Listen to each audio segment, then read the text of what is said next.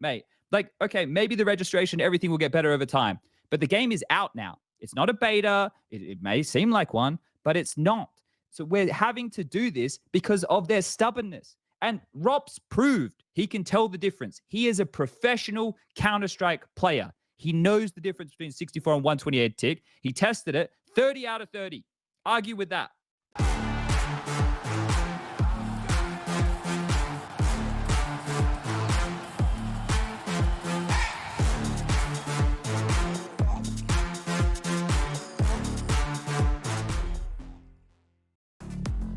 Best esports odds, VIP program and a variety of bonuses, fast and easy withdrawals, bet on every possible CSGO match and tournament, as well as any other esports game. Only on 22Bet. Are you tired of your boring old skins and looking for beautiful new ones?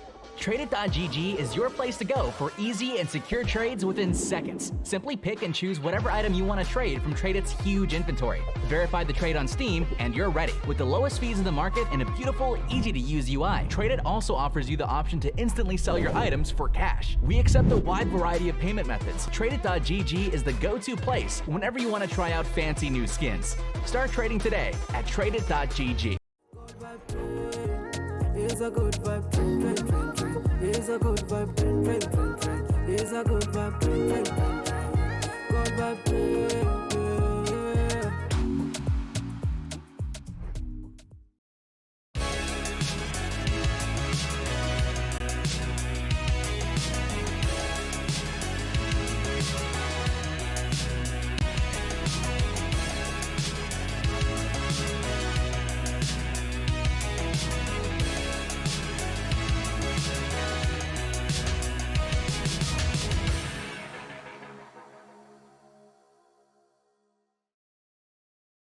Hello, welcome. I'm a little bit laggy. This is HLTV Confirmed.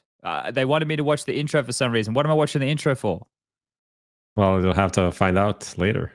Maybe we told you to watch the intro and you should have been watching something else. Maybe that's the trick. I watched the. I didn't see. Did you guys in chat see anything different? I'm in the lost intro? as well. I have It no makes clue what they're sense talking in about. like an hour or so. In a grand scheme of things, you'll understand. Okay. All right. Does this have to do with? Oh wait, does this have to do with like Chad being in Sydney or whatever in Australia? Maybe. Okay, I didn't actually see anything, but I'm just guessing. Me either. Maybe I wasn't paying enough attention. Something must have been upside down. Let's just say that. Yeah, I guess. We'll have to watch it back and see what we can find. Ladies and gentlemen, boys and girls, Counter-Strike fans around the globe, welcome back to another episode of HLTV Confirmed. Look, I'm going to be a little bit laggy on TeamSpeak. Things are going to be a little bit all over the place. So, look, I'm calling in from down under. We finished cast about half an hour ago. I got back. I look jet-lagged. I just look tired, guys. Like, I got bags under my eyes. I got thin skin here. You know, it doesn't look great. I'm not jet-lagged. I just need to get some more sun, and it will look better. I like the comment from Crackly. You're not laggy. You're on subtick.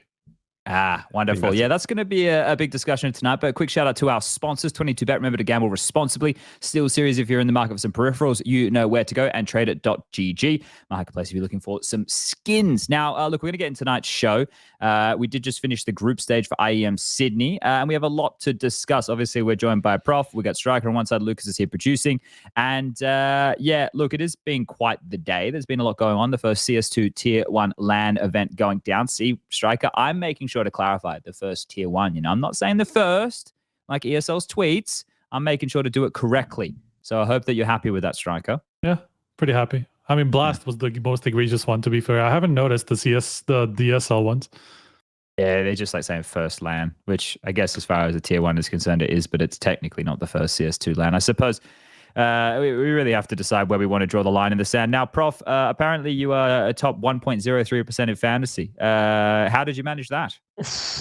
Honestly, this is so painful because if I was 5 spots higher in this fantasy, I would tie first place with Scrawny for the leaderboard. Scrawny just overtook Maniac, who had a huge choke, 0 points. He went like double Cloud9, double I don't know, G2 or something. Or why would you do that? Why would you go double Cloud9 literally like a week after they win the last CSGO tournament? Like, how does that make any sense? Because he was at Blast and he was like biased because of what he saw for sure. So, and it's also just like a choke. He choked last season. He's choking again. I was talking to Scrawny a couple of days ago. There's a screenshot. We were talking about how this choke was coming. We were just waiting for it, and here it is. Unfortunately, I didn't capitalize the same way Scrawny did, but I think the race is back on. It seemed like it was kind of Maniac in the lead, but everything is back on right now.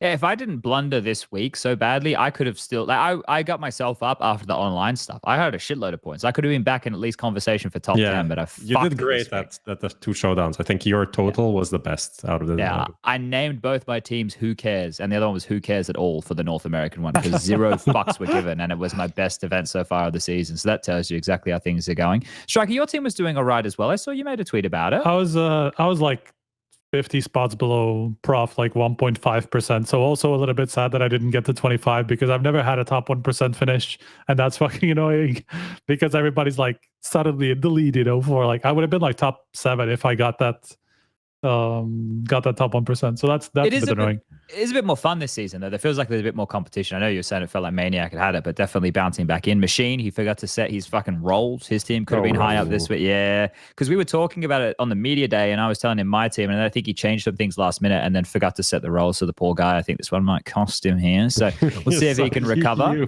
You kind of. I don't know if it was my fault. Look, I don't know. But he only lost two people on rolls. I'm just looking.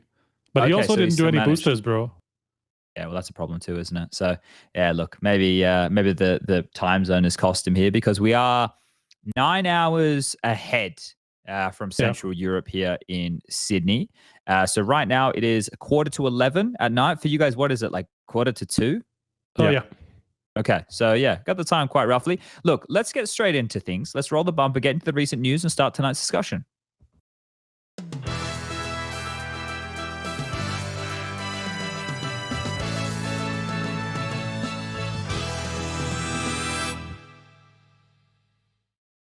All right, so you guys were asleep, or maybe most of you should have been asleep when Valve put their update out, and it was a fun update, one that definitely got me talking. If everybody missed it, I can find the patch notes here and we can talk through them. If by fun you mean miserable for most of the people who have been paying any attention at all to what is going on in CS2. Yeah, well, it got me to bring back a meme from fucking like 10 years ago. So I was really happy to spend my time this morning doing that. Did you guys watch the video from that? I did not see that, no. Okay. It's from, I forget the name of the World War II film, but it's to do with like when Hitler's losing his mind, right? It's like this Hitler rant. And it used to be like a thing people would do for all the outrage. So essentially did it with the Alias spines, which is the biggest takeaway. Just to go over the patch notes for today. So yeah, the first one that they listed, gameplay command Alias is now leveraging sub-tick accuracy. We'll get to that. There's some good stuff in here. New sound for final 10 seconds of bomb beeping. Some missing agent voice lines. Don't give a fuck about that. Really doesn't matter at all. Reduced fall-off distance of knife, impact, and swish sounds. Various tweaks and bug fixes around occlusion filters and footstep clarity. So that'll be something that we're going to have to test and look into. And then a bunch of MISC fixes as well that people might want to run through. But clearly the main one was the aliases now leveraging sub-tick accuracy. Now, what does that mean in English, essentially? Essentially the binds that I put out there that I got from JRaz, I guess it was like 2 weeks ago now, that were basically tying your movement to the tick. They now have made sure that it doesn't do that, and it is still to do with sub-tick. Now, Launders within an hour found a workaround, so get fucked, Valve. But long story, no, but here's what, look, I don't want to have a rant, and we'll see if I can contain it here, because I was already mad today. I've already been upset at this, and I just think, I've already spoken about the 128 tick stuff as well, and that fucking pisses me off more than anything. But just to see Valve come in and do that and not actually offer a fix or a solution to the actual problem, which is inconsistent movement, because I'm not a fucking robot and can't tell where I'll be pressing the button, which is going to create inconsistency. I fucking hate these people out there, man, who are coming and saying, oh yeah, but it's more accurate. Get fucked. Get absolutely fucked. It's not. It's not. It can't be. It's effectively too accurate now. Like, that's the problem now, because like you cannot match like the sort of accuracy that it has. Yeah, mate, there's some fucking moron in Twitter today replying skill issue, mate. Take a long walk off a short pier and enjoy that soak in wet water, mate. Like, honestly, some of this stuff that people are saying is just stupid. And to not have consistent movement in a competitive FPS is dumb. And this is the problem I have. Can they potentially fix subtick? I don't have any fucking clue. I'm not a coder. I have no idea. But if you're not going to offer a solution and take away the Band-Aid fix that, lol, we fixed anyway, then what are you doing? It's the same with the 128 tick server bullshit. You take it away, you make it so that nobody can run those servers. You completely take it away. And this is the bit that fucks me off the most about all of this shit. I'm sorry, Kassad. He's right next to me. The wall, the room, not actually in the room, next door. We're neighbors. And this is the bit that fucks me off more than anything, is Counter-Strike is a game that was built by the community. It was literally a mod from Half-Life, something that has evolved over 20 years. And now we get to a point that they want to make it standard for everybody with all this shit. Face it, if ES Portal, if I want to make a 128 tick server, that should be my fucking prerogative, right? Why am I being limited to play a worse version of the game? Because that's the bullshit that they want to put out. They want to have this new system, all of this stuff. Okay, great. Well, it's fucking dog shit. Like, it's dog shit, mate. Like, okay, maybe the registration, everything will get better over time, but the game is out now. It's not a beta. It may seem like one, but it's not. So we're having to do this because of their stubbornness. And Rops proved he can tell the difference. He is a professional Counter-Strike player. He knows the difference between 64 and 128 tick. He tested it, 30 out of 30. Argue with that. And this fucking moron on Twitter calling these binds placebo as well. What is wrong with these people, man? There are actual smart people who test the things that we put out there on the internet, and they go, yeah, actually, that's true. Oh, yeah, we can prove this. We can actually replicate it. We can do these tests. Oh, that's great. That's great. Yeah, it's not a placebo. You're wrong. You're just wrong. And this whole thing today just irked me off so much because they removed something that was a fix to something that is bad and offered no solution. No solution. I'm wondering if, like, what the thinking from Valve is that, like, they think that people are trying too hard to make the game feel exactly the same way as CSGO, and they think that with time, once everybody gets used to the new system, you know, to the new movement, then everything's going to be okay, you know, because, like, they're not going to have the old game to compare against, and they're going to be okay with how it works. But when it goes, the problem with that is, though, that once you get to things like you literally don't jump as far up every single time, you know, like you literally jump into different heights, and that's what's causing all these problems with like jump throw binds and all that stuff, like just generally jump throws, all these mist smokes that we've seen during Sydney. That's a problem. Like, if you cannot replicate the same smokes all the time and all that stuff, that is actually bad. The thing that this is why I have the issue. If they had come out and said, oh, we've solved this problem, it's fixed now, so now you don't have to use the aliases anymore, great, awesome. Yeah. But for people who are on higher ping, they will experience the laggy movement more, right? Because you have inconsistency in your internet. On LAN, I'm sure these players are experiencing quite a joyous time. Some of them are saying that the term I've been casting all day. That's the one. That's the one. Thank you, Striker. Is still feels as strong. Some people are saying it doesn't feel as strong. I haven't played any LAN CS2, so I have to take their word for it. With all of that in mind, right? Like, if these things are going to, you know, slowly get better over time, that's great. But it's just so frustrating to have the dev removing these things and not offering any solutions. And I'm sure they're working on stuff. To be honest, like, the thing is, we don't even know if you say, like, these problems, we don't even know if they think they are problems, right? We don't even know what their stance is on these things. They did not say anything. So that's even worse. What's the benefit, though, Prof, of having inconsistent movement in a game that's competitive and it's all about being able to replicate? And I know, but, like, you just might have, like, a different point of view on things. And you also they might agree, but we don't know what they're thinking right now. Maybe they are just thinking this is their solution to have everyone play on the same, let's say same level, because, like, a level playing field, and not have some people that are using, like, console commands be just better. But I don't think that makes sense, especially if you're not communicating it. It's just lame. It's like, we removed this. Why did you remove this? What is the point of removing this? Why can't you just say something? I know, like, Valve doesn't want to say anything, but, like, I think in this kind of a case, they do need to communicate better about what they're doing, because it's just like, as you said at the start, it does feel more in the and the Riot way of thinking of like, we are controlling stuff. This is how everything needs to be done. And like next year, next year, 2025, all of the tournaments are going to be run under Valve ranking and all of these things. So they are getting more and more involved, but without putting out any sort of a, roadmap or like explanation or whatever. Explanation for like, we see this as a problem. We're working on it. This is what we want to put out now. There's nothing. So it is really disappointing. And the more I was playing and watching the game, more playing like before even Sydney came out, like all of these weird movement things, the fucking Michael Jackson peak, the weird, like, I don't know if you guys noticed this, but like if people are in like kind of like a slant, sometimes the model just looks like it's floating in the air. It looks like a fucking genie coming out of a bottle. It's like, it just doesn't feel like the game that it is objectively much worse from a polish point of view than CSGO. It's like, and it goes so deep that it's crazy. It's just crazy. Yeah. This is the thing. And I have been probably one of the more Valve sympathizers in all of this, right? I got to go to the office. I got to meet a bunch of people. I got to see how they were working and everything and talk to them and try and understand a little bit of their philosophy and the workflow and everything like that. And now I just feel like, man, like the game that's been released, okay, they said summer, they released it. It's clearly not a full release. We've been talking about this. It's missing a lot of features, a lot of reasons that people probably played the game. Like we've discussed this before, there might be people who just exclusively play Danger Zone or who'd load up the game to play Flying Scoutsman. And now they have none of these options. There's no workshop maps, the community servers, all that kind of stuff. There's no way to do that. Rush has literally had to reach out to map makers to ask about the maps that they're making for CS2, to create content, to put it on the ESL broadcast so that people can see some of the maps that are being made, because there's no, workshop availability at the moment. And that's a huge part of this game. This is what I keep returning to. Counter-Strike is not just 5v5.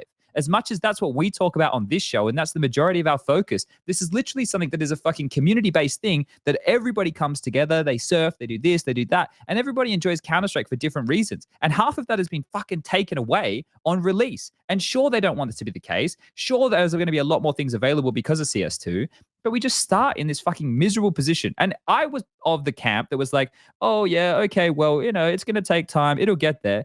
But I'm old now. Maybe I'm completely off the mark, Maybe it's the kids who are wrong. No, the kids are probably fucking right. There probably should be a higher level of standard, especially if that number is correct. About 40 million worth of cases/keys being sold in the first 40 minutes of the game being released. Like, I understand that this is a small company, but they make a shitload of money, right? What have they got? 300 employees or something? And then per head, they're probably like one of the largest earning in the whole fucking world.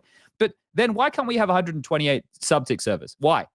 Oh, there's no difference. There's no difference in 128 things. Well, there literally is. That fucking number, I'll tell you. There is. It's double. It's double. Bro, this whole subtick thing is just causing so many issues. Like, I've been saying it from 2 months ago. It's like, I don't see how this makes sense and what the payoff is from this. I don't see what the payoff is. Like, I don't think anyone, like, I don't know. When you were playing CSGO, did you feel like the registration was bad? Like, yeah, there were some issues here and there, but it's at the end of CSGO, we kind of knew that every time there's a weird thing, there's a reason for like the desync between what you see and like a miss. Or most of the time, it would be nothing. Like in 2015, yeah, there was fucked up hitboxes. There was like desync. There were so many things that were happening. But at the end, like everything was figured out and was good. So why are we changing? What are we getting from this? I still don't get it. Like I understand the difference on a basic degree, but I don't see how the end user benefits from adding this. Existers in the chat. He said CSGO was way better a few months after release in terms of the feeling. This is the Exist in the 87-0 NIP. An absolute legend of the game, saying this right now, just to all of you. So just you fucking casual Andes out there, it's a fucking placebo. Just have some pay. Fuck off. All right? I'm fucking fed up of it at this point. I just need people, right? And here's the thing. We need to actually start making some noise about this, because the only way that they're going to get their act together is if we actually make some noise. So I'm pissed off now. We had Loba just before Screech and Enter the Void, and everybody being like, well, fuck Loba. Actually, no, maybe we should be making some noise about this. Make some actual changes, right? Let's make some actual, like, good changes. To be honest, man. Like the difference there is like the noise was completely unsubstantiated. It was just like game shit. It's like, okay, cool. Like, what does that mean? Like, until people started playing the game more, we didn't really know what the issues were specifically. But also, I don't think anyone really expected the game to come out that soon. That's why, like, when the beta was out, or whatever that you want to call it, everyone was kind of optimistic. But it was like, okay, well, obviously it's not going to come out in 2 weeks, and then it comes out in 2 weeks, and everyone's like, okay, if I knew this was going to come out in 2 weeks, I would be louder and say, like, this is not okay. Yeah. And people were saying in the last week, when it was like obvious and the news was kind of out that it's actually coming, everyone was saying, like, this is not ready. So I don't know who is talking to who, and like where these decisions are coming from in Valve, but like it does feel like there's a huge disconnect between what people actually playing the game feel and then what they think is ready or not. Valve don't acknowledge that there's any difference between 128 and 64-2. They don't. They don't acknowledge it. They like, my conversations with them, they don't acknowledge it. It's crazy to me. And also, you ask them, oh yeah, what about your anti-cheat? And they're like, yeah, we have VAC. Okay, go play some Premier right now, would you? Tell me how good your fucking VAC is. Like, that's another thing. Like, it's just there's so much stuff here that when we're talking about the game now and in the state that we're in the year 2023. Like, let that sink in for some people playing at home, right? He's not at the door. It's something that I want you guys to actually just like acknowledge. Like, we really need to. Mate, there was the other thing, and I know this dev. I know that he acknowledged that he was wrong, but the Maui tweet about one of the devs who's actually communicating on Twitter, and he was like mentioning that it isn't his priority to worry about people, not getting consistent FPS. Like, people can go and find that. I retweeted it. But that's this guy, first of all, very brave of him to communicate in the first place, because traditionally the devs don't communicate. And I understand why. Link it? I can't log into my Twitter here. It was basically something to do with like, if you cap the game at 120 FPS, you're gonna have a high quality experience. Basically it was saying, like, I'm not gonna bother dealing with the people who have like FPS dropping from 500 to 170 and that being inconsistent, He walked it back. He walked it back and said he was wrong, multiple occasions. But I think the fact that was his stance initially, that kind of tells me half of what I need to know, right? I mean, obviously, I think it's deleted now, right? And he said something after that, but it's just there, I think, from what I see. But he walked it back. Like, he said he was wrong, and he said it, I think he used the term tone deaf or something along those lines. But regardless, like, we're not just talking about a game that it hasn't been played before. We're talking about a game with the largest legacy out of almost any video game that exists on the fucking planet. There is a high standard for the people who play this game and a high expectation. And it's just disappointing. Like, I know the game will get better. Like, I can say that with certainty that the game will get better. But I just like, man, some of the features, I think the nade smoke thing, I think that's really cool. I really like that. I think that's a great feature that's been added. I think there's some nice quality of life features that they've added throughout, but it's the core stuff of the game that really, really frustrates me. I mean, it's just the biggest, if movement, is different, then that's kind of the basic thing that creates probably the biggest part of the feel for you in the game, and then if that feels off, everything else is just going to feel off as well. And if you add audio issues, to that, then basically, like, that's two of your three senses that you're using a lot in the game that are just being fucked, so that's a bit of a problem. Well, yeah, I mean, this tweet is like, it is not worded the best, but obviously what he's saying is, if someone is complaining about his FPS going from 500 to 170, and that's more like the other way. It was more like the other way rather than whatever. Like, if someone has drops in FPS and that's like the whole complaint, that's actually impossible to actually find out what the issue is. So that kind of to do with game optimization, right? Yeah, but it's also kind of useless because everyone has a different PC. You can have 7,000 different things that are going wrong on your PC, and considering the state of the game right now, that is not a priority. And then he sends like how to record the thing. So if you're like, when a smoke blooms and a nade drops, then my FPS goes from 300 to 100 and then goes back up, and here's a video, then that could be something you can actually investigate. But also the way it was framed, especially that one tweet, if you cap an FPS at 120, that's instantly where you lose everyone, because like, who is playing at 120 FPS? No one. In 2023. No one that's actually decent at the game is playing at 120 FPS unless they're like on a vacation on a laptop, and that's the best they can have, right? No one is playing 120 FPS capped. I feel like this is the point where, because I think this is the only time that they've actually addressed these alias binds, right? Like previously it was kind of banned by tournament organizers, but not the Valve didn't do anything about it previously, right? But there's already a workaround. They just no. I'm just talking about until this was the first time that they actually did something about it, and I feel like the fact that somebody found a workaround within an hour should add like so many people like instantly, making sure that they have that workaround. Then obviously, it will just hit Valve that okay, like maybe this is actually something that people really want in the game. It's not just like because there's some whatever like it. It's just like a minor issue or whatever. Like if people are instantly like coming up with ways to actually make it come back, then that poses an actual issue rather than just, some people are feeling like it's something is off in the game, What percentage of people do you think would have been using the alias binds or the version of the alias binds that just had the semicolon? Probably low. Like 1% of the entire player base. Let's say even if you overshot it, it's going to be like 5% of the entire player base. That's way 5%. 5% of the entire player base. Yeah. Let's say that's the number. Even if you overshoot it, I think. Okay, but this is the thing. I'm trying to backtrack some logic from some of the Muppets on Twitter today. So they're like, oh yeah, but they want to be able to collect all the data and know what's wrong. So what you're going to do is you're going to look at it and you're going to go 5% of the player base, if we're being generous, is using these commands. So we don't have enough data based on everybody else to be able to tell that the movement's fucked. Like, at what point do they look at this and they go, yeah, this is a good decision to have inconsistent movement? It must be because they're on the vein of actually being computers and they think that we know exactly when we press the button in relation to the tick to know what speed it's going to be. Floppy, actually, it's Alias who put out a video. He was recording from Floppy's screen today. People should go take a look at that to show you the inconsistencies to do with the jumping. Launders also has some stuff that he put out. So people should go and look at that if they think it is a placebo. Also get fucked if you think it is a placebo.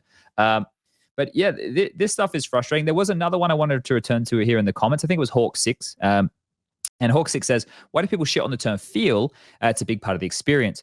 Unfortunately, feel is not something that the coders can really do anything with. Like us saying feel is like trying to explain that you love a robot to a robot, right? Like it's not going to happen. Like it's just not. I also love this is the only like context where men use feelings first instead of like facts. Yeah. When you're playing fucking Counter-Strike, it just doesn't feel right, But it is true. Like you can't really. It's hard for another person when they want to like go back and figure out what the issue is to be like it feels wrong. It is a starting point of a discussion and not like the end. Yes. This is why the people like 3 Clicks Philip and a lot of these other unsung heroes, maybe they're not as big names, but the people who actually go out there and investigate a lot of these things and collect the data and they understand. Like, I'm going to be honest, I do not have the technical understanding to be able to investigate these things at length.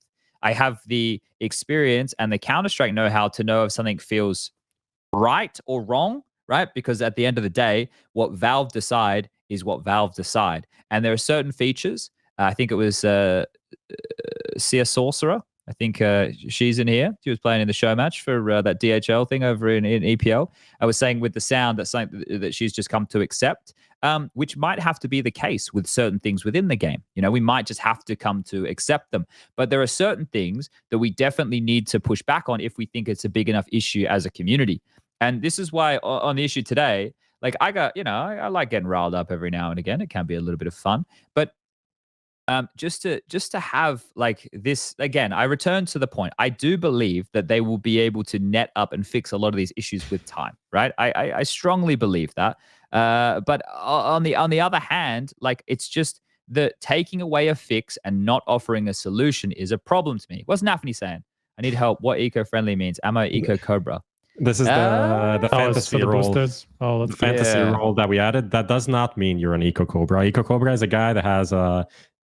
I mean, it could be, but it doesn't have to be. This just means you're using the farm guns, as they call it in the Eastern Europe. SMGs and shotguns and stuff like that. That's going to give your team more economy. Not that you're killing low economy. So it's in a good way. So it's in a good way, effectively, rather than bad. It could also be a good booster for like Blame F, but it's usually just for all the like the IGLs like Hooksy, Kerrigan that play with the shit guns. that's like a good role for them. So I like how Plymouth has become the peak example of an Eco Cobra.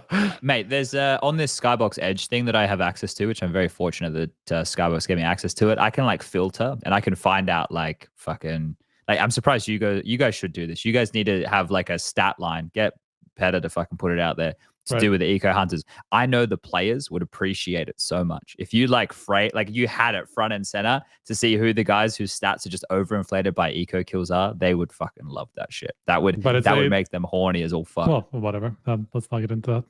Yeah, well, add it, Striker. See if no, I was just gonna say, like, how does that, like, what does constitute an eco in that aspect, you know? And then there are some rounds where those eco kills are actually important, you know, like if you fuck them up, like that's really bad, you know, or you're in a position where you're about to lose the round, you know, but then you get like 4 kills that like turn it around, you know. There's not eco kills are eco kills in every. Well, what are you defining as an eco kill? No, but I'm just saying, like, even if you go by like literally the other guy has a Glock, if you're in a 1v4, you know, like your entire team fucked up and you're in a 1v4 against all Glocks, you know, like guys without armor, then like you kind of have to get those 40 kills, you know? Yeah, I see what you're saying. I just think like like obviously on a large enough sample size, you will be able to tell who are the people who are like actively going after them, you know? So like obviously this is like I'm just being pedantic at this point. I think it'd just be a fun thing to look at. But something that I wanted to note, because I saw Raga talking about this and I replied to his tweet, but there was discussion about the jump bind for the throw. And something that Valve actually did while we were in the office, we were talking to them about the jump binds and the different aliases that we were using while we were there. These were things that we were actually discussing with them and talking through what pros use and all this kind of stuff so that they could get a better understanding of maybe what they should be expecting or what they could be expecting. And one of the things we told them was jump throws, because it makes it consistent, especially with the step jump throw. And we went away. We came back the next day. Not only did they add this, but they also made a lot of other fixes to the game when we were there. But overnight, they added a thing in the menu so we could set a key to jump throw. We had it as a key. I don't understand. Like, they made this whole like, oh, this is how you jump throw. So there's that like special sound when you jump throw. But that is not actually consistent. Or I think it's more of an issue when you're doing step jump throws, right? Okay. So I think like if you were doing an insta window smoke on Ancient, for example, a step jump throw is, well, in CSGO, or if you were using the alias binds, always going to land. The issue is to do with like the velocity of the throw and all these kind of things. So with the so is there a chance? Is there a chance that they don't want step jump throws to be consistent? Why? We've already had this. I already fought with Flusher and JW about this fucking like 7 years ago. Just because of I don't know, because they opened up fucking skyboxes and shit. So it's okay. So let's make the game that's already playing like it's on fucking steroids even faster. Like these players just all went and snorted lines of cocaine before playing today. I don't think I've ever seen anything fucking like it. Are there any checks from who does those? ESIC? Does ESIC does those drug tests? Yeah, I think we saved those for the arena, right? But yeah, I think the jump throws, it's to do with you have a window of time of when you throw it, right, in that noise. But also kind of fucked up the accuracy, like the shooting accuracy is higher now because that window of being like at the top is bigger. Really? Yeah, that's what I think. Okay. But wasn't there like some people talking about like the scout being better, like the jumping scout not like completely back, but kind of back? There's definitely a lot more moving kills, whether it's jumping or not. It feels like there's a whole lot more movement in terms of how the players are able to get a lot of these frags, right? Like that is something that I think we're seeing a lot, but we're only going to know with more time, right? And see how we can iron these things out and testing. But there was something else I wanted to mention with this. It's kind of left. You're talking about just about the adding the button for a jump throw, which seems logical and seems like the path that they're taking is, okay, let's eliminate these like weird binds that people have to play the game, which I think is fine. I don't have a problem with that. Oh, this is but unfortunately, it kind of just backfired, right?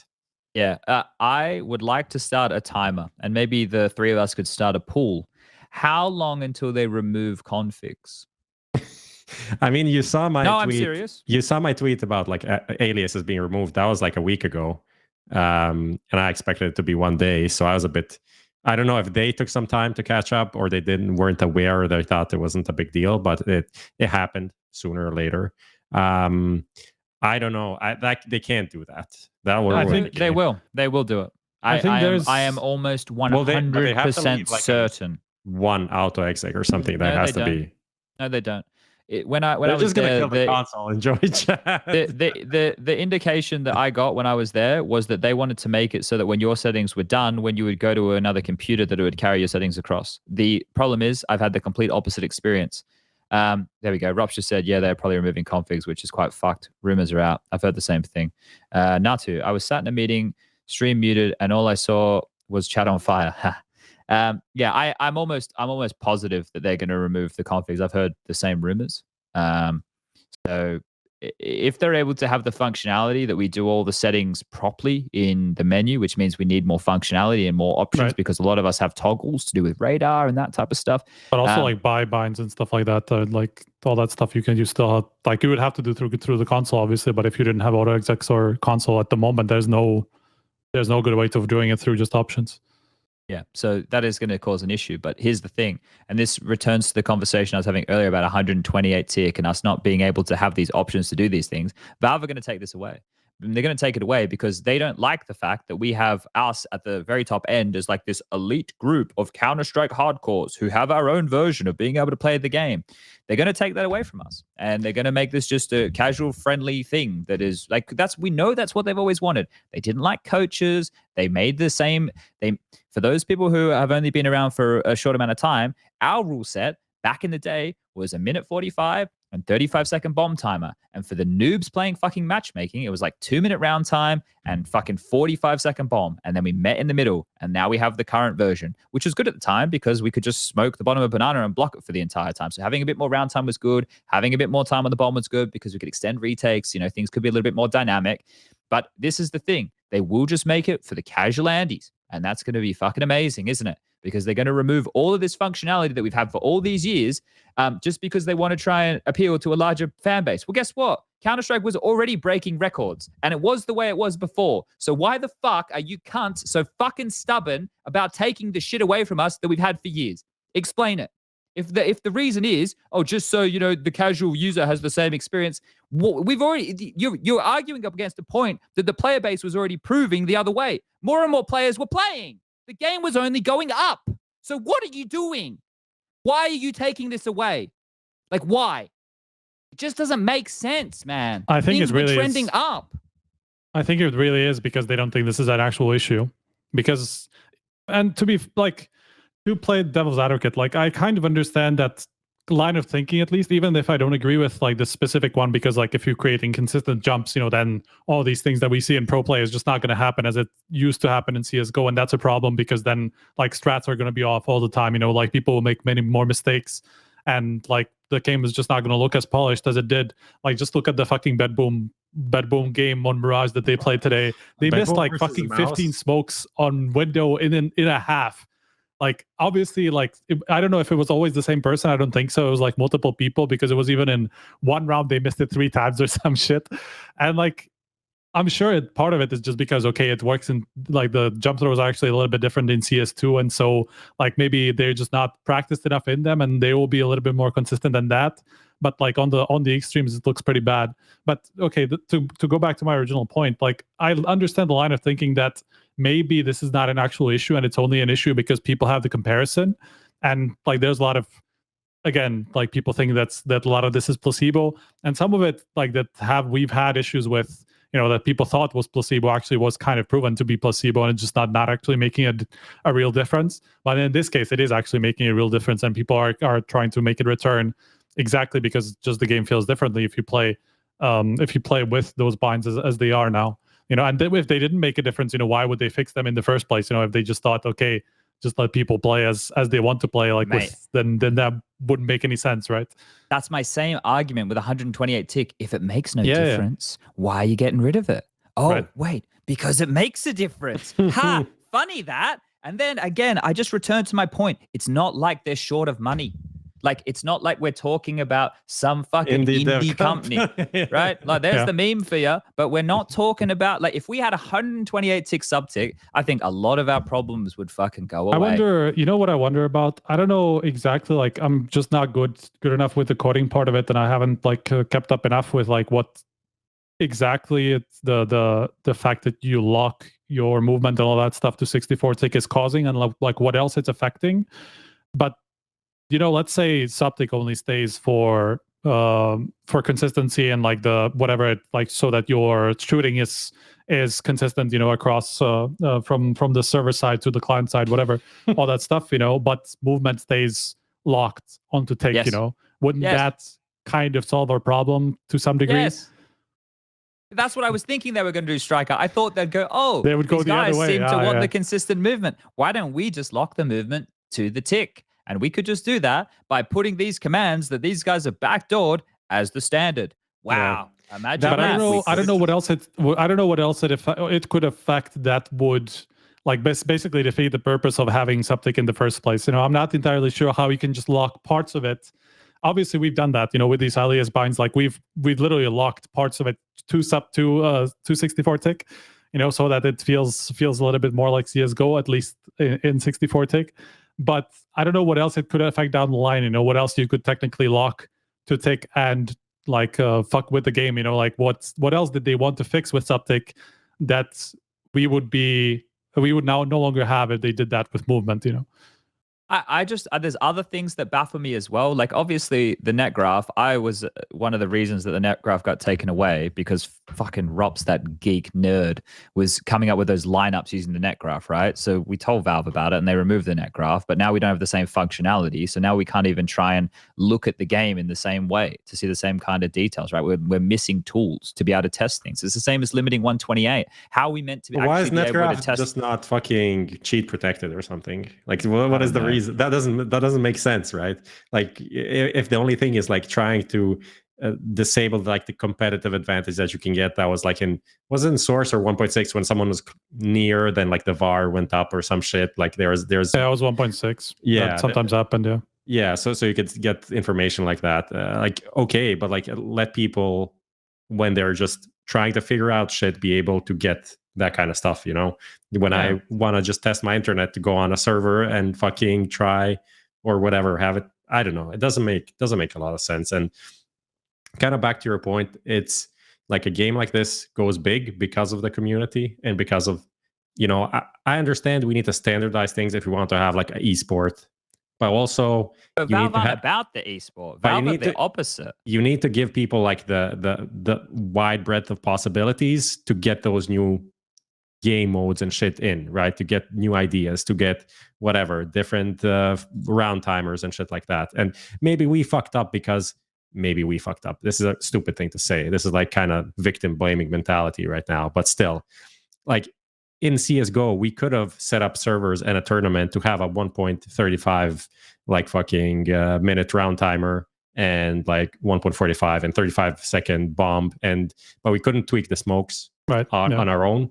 Like in theory, we could have on some like super custom server and just play like that and see the difference that it makes in terms of this like length of a game. Instead of that, we have MR12 instead of MR15. Yeah, but that's a problem. The problem there is, Prof, is the fact that even when we had show matches that trialed other formats, the players who were playing didn't take it seriously because it wasn't the format that they would be playing at majors. The entire community now, as far as competitive Counter-Strike, revolves around what Valve offer up at the majors. We followed the map pool. When it was back in Source and it was back in 1.6, I'd be playing Season or CPO Mill or Tuscan or this or that, and there'd be many more options that people would actually be interested in. But now, because of the pathway that Valve has provided, which we all are very grateful of having the majors and the stickers and these two massive events every year, it's standardized. So if you're going to standardize something, you are responsible for that. And the players, I don't blame them for playing these show matches and not giving a fuck. Why would they? What has it got to do for them to actually winning a major, which is their number one goal, or winning a big tournament like a Katowice or a Cologne?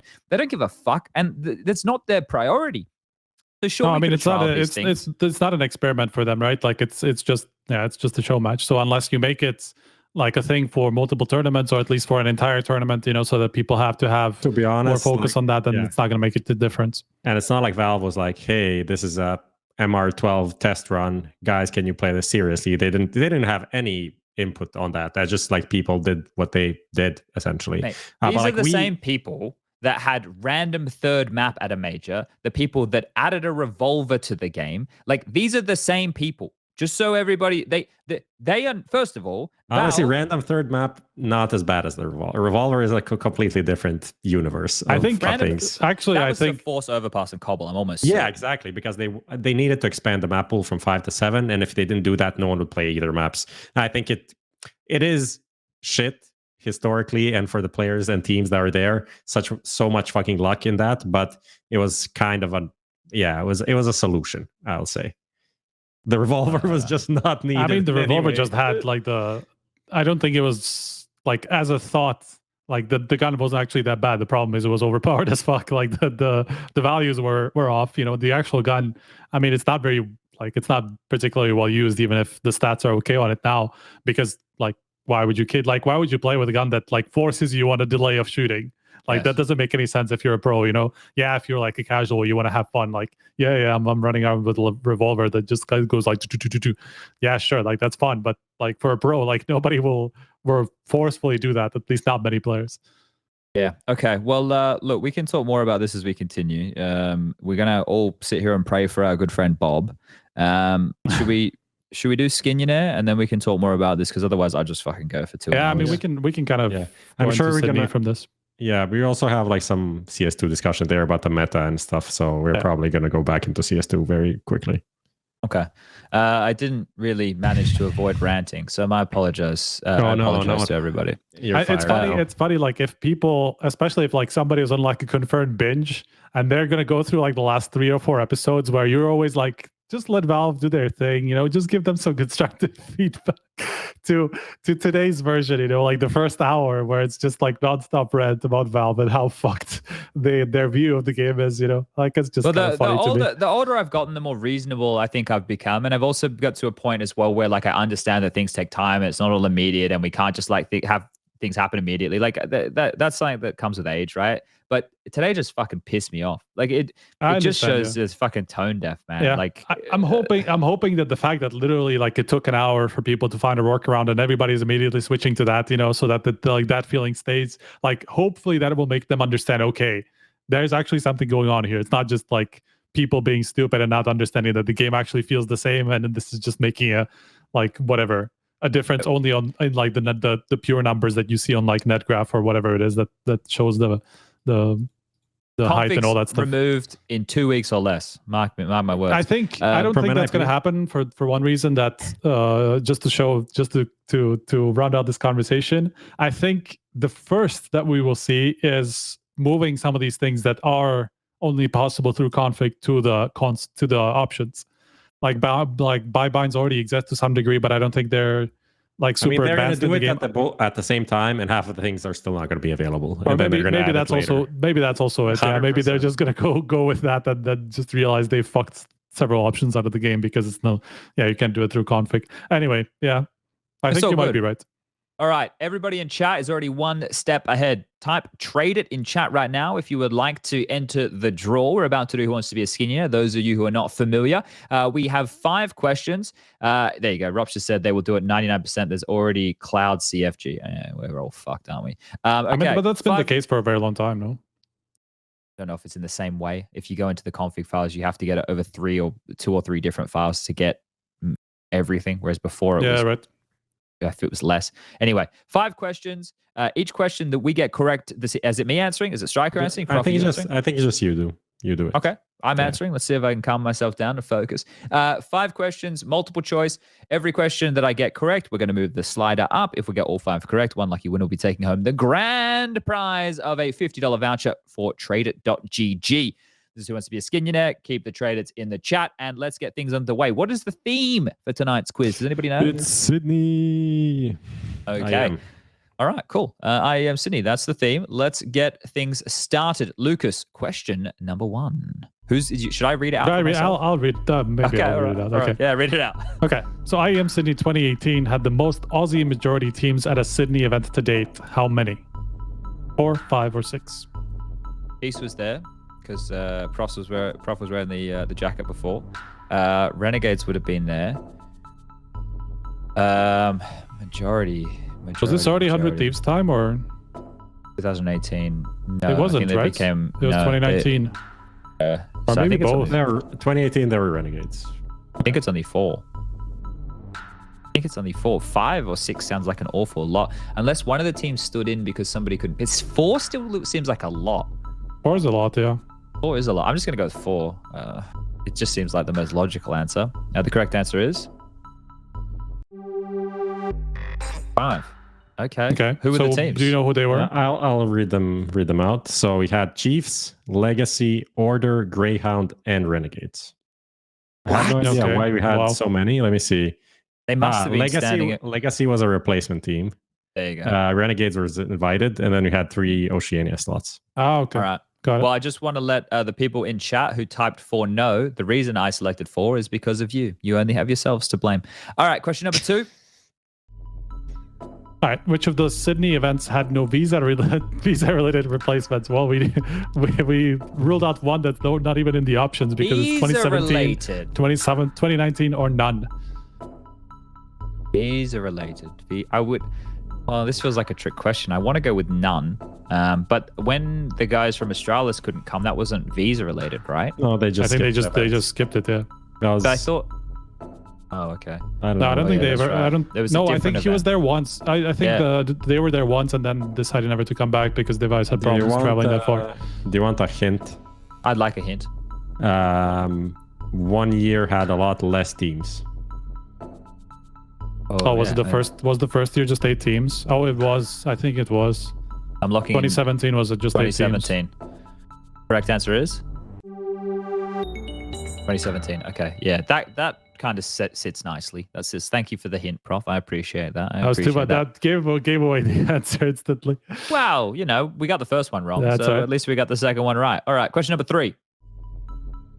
Mathematically, the record for the highest placement at IEM Sydney by an Australian team was set by Chiefs 5th in 2017, Greyhound 7th to 8th in 2018, and Renegades 5th to 6th in 2019. So mathematically, that means 5th out of 8 is bad. I don't know if mathematically it makes sense. Just essentially who had the highest number. That's it. Well, then it'd be Renegades when they made the playoffs with the nifty 50, right? Yeah, but what about Chiefs finishing 5th? But I like Striker's logic. I think this is like a little bit weird because like what does mathematically mean? But if you mean like percentage wise, then it should be Renegades, right? Let's just say this is the correct answer. Okay. Even though it's not going to be the correct answer, it is the correct answer. Well, the correct answer is Renegades 5th, 6th. Move that slider up, please, Lucas. Thank you. But Dimitri asked me literally this question, and like, would you think 5th is a better placement than 5th to 6th? And I said no, and then he still did it. All right. Well, look, we're getting through. We're getting to cheat here, so this is nice. Every now and again, you need some help, and we're getting a lot of it tonight. All right. Question number 4. Which of the following players attended all 4 IEM Sydneys? I forgot I was supposed to ask the questions. Nico, Kerrigan, and Dexter. Or Dexter. Nico and Kerrigan won together, right? Yep, I would think so. In 2018? Was Dexter on Chiefs in 2017? I don't know. Well, everyone in chat's saying Kerrigan. He wasn't on Chiefs in 2017. Okay, well, that's good. It's Kerrigan because Nico couldn't come and you still had to stand in, and then Yanko had to stand in, I'm pretty sure, right? Something along those lines. Had to have 2 stand-ins. So I'm going to go with Kerrigan. Interesting. Correct answer is? I remember FaZe had 2 stand-ins at some point, but I don't remember for whom. Yeah, Nico couldn't make it, and I forget who else couldn't make it. The Guardian? I feel like it's Guardian. Maybe. Looks like it could have been Guardian. Okay. And 5th and final question for this evening. We can still salvage this one. How's your memory? Terrible Sponge? by the looks of things. I haven't gotten any of these correct so far. This is fucking diabolical, though. Like, I hope what is you that? can remember an hour ago. Okay. The first photo from HLTV Confirmed intro was made at which of IEM Sydney? Aha. It was the one that FaZe won. 2018, 2019. The one FaZe won. Yeah, well, that's it can't be 20. That's not an answer, so it can't be 2019 because that's the one that Nico. SK won 2017, no? Yeah, then it's 2018. Yeah. Pretty sure it's 2018. I think so. We're collaborating here. Well, Major at the start of the year. Look, I know SK won, and it must have been the first one because they weren't so good in 2018 anymore. And so FaZe must have been the 2018 one. Yes. Yes, I agree. Good logic, Striker. Let's have a look. Locking in B, 2018. The correct answer is 2018. Okay. Yeah, and it was FaZe, right? We got that right? It was FaZe on the... Yeah, okay. Nice. All right, cool. That was like, okay. yeah. That was hard. The first one was the hardest. Like that was the first one. Like I can't even remember what happened yesterday. Let alone fuck. I'm tired. Let alone a couple years ago. Okay, we got 4 out of 5. I'm going to pick a winner, and the winner of this week's Who Wants to Be a Skinionaire, brought to you by TradeIt.gg, is Noise, Noize or Z, depending on which part of the world you are from. Noize. Our people reach out to your people. Congratulations, you've just won a gift card. Prof? May I be excused to the bathroom, please? Yes, you may. Yes, you may. Are we going to do the break now? I think it makes sense. Let's run the ads.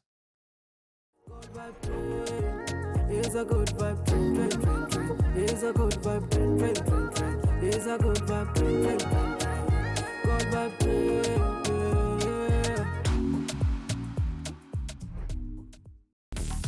Best esports odds.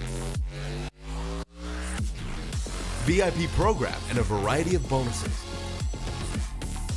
Fast and easy withdrawals. Bet on every possible CSGO matching tournament, as well as any other esports game. Only on 22Bet. Do you want to change your boring old skins for awesome new ones fast, without losing a lot of value, and without the risk of getting scammed? Go to TradeIt.gg and safely trade your items within 60 seconds.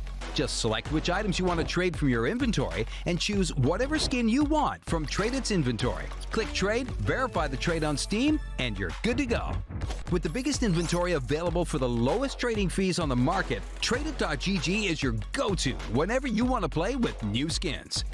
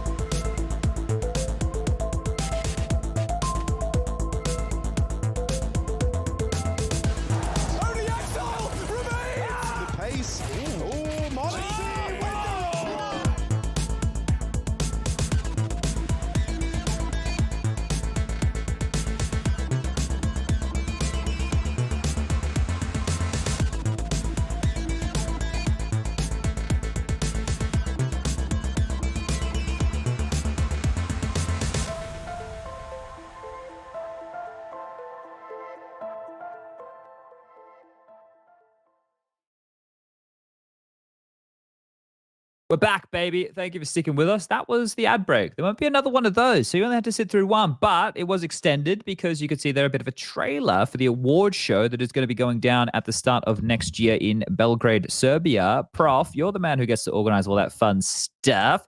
How's it coming along? Coming along good, I would say. We got out the big news, which is always kind of a big milestone moment, I would say. So that's pretty nice.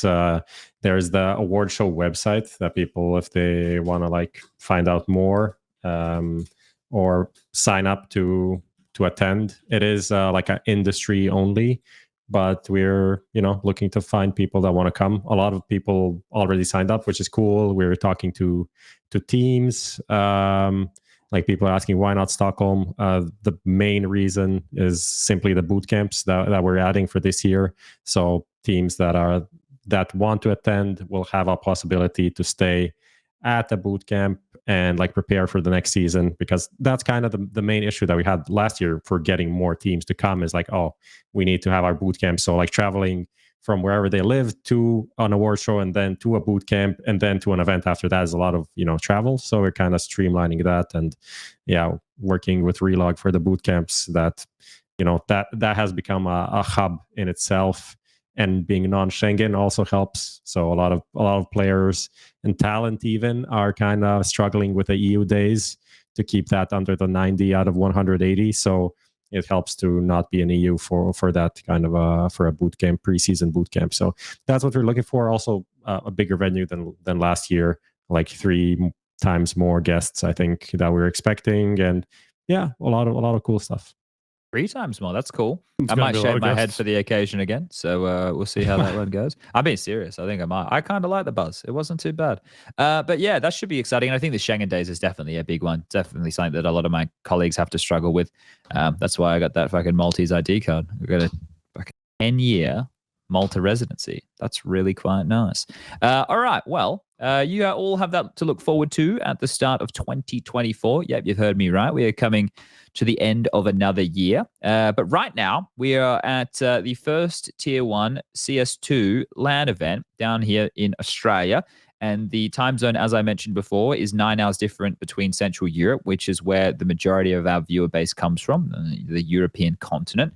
And the Vox Pop for this week is asking the question, how is everybody at home liking it? How do you feel about tournaments in Asia and Australia?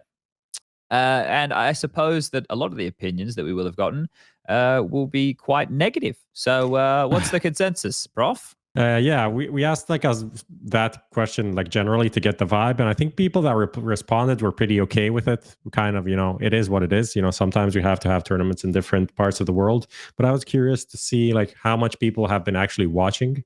So obviously stats are one thing, and the stats for the tournament overall will come out at some point. But from our following for the Vox Pop, people said, okay, 24% said watched most of it. 36% watch 1 to 2 games per day, which I think is the normal for like a European kind of a setup. You wake up in the morning, watch a game or two, and that's like okay. Even that's pushing it probably for like sleeping schedules of gamers.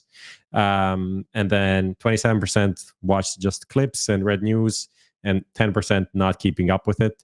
I think it is kind of what it is. For me, it's been weird to wake up and already have like so much to catch up on, and even waking up at like 8-ish, which is not normal for the average CS viewer, I'm sure. Yeah, I think it's something that is an unusual experience for the Europeans, which is something that I'm not going woe is me by any means, but it's something that I did for years, for the majority of my life actually, when watching Counter-Strike. And it will come with some pros come the weekend. You'll all be able to enjoy your Saturday and Sunday evenings, Friday as well, actually, because the games will be starting later here, which will mean it'll be daytime matches for everybody in Europe. So you can watch the games during the day, which will be quite nice for a little bit of a change. I know that most people like to do their prime time viewing at nighttime. Yes, yeah, that is unfortunate. NA have been reaping the rewards of being able to get the early games on a nice time. But yeah, I know that it's not going to be perfect for everybody, and that's kind of just the way the world works. It can be literally like you have a 24 hours or whatever it is, like 18-hour span from like West Coast to Sydney. So that's going to be a problem. Well, even like in Australia, mate, from where we are right now, like I landed in Perth and I spent 5 hours in Perth, and I saw my parents, and then I got on another flight at 10 o'clock at night, or it was closer to 11, and it's a 4 to 5 hour flight depending on the winds. Yeah, that's real.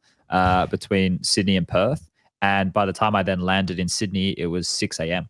So a flight that takes, I think it was 4 hours in that way, plus the 3 hour time difference. Like it was always difficult for me. Like I remember when I was playing with the Vox Eminor guys,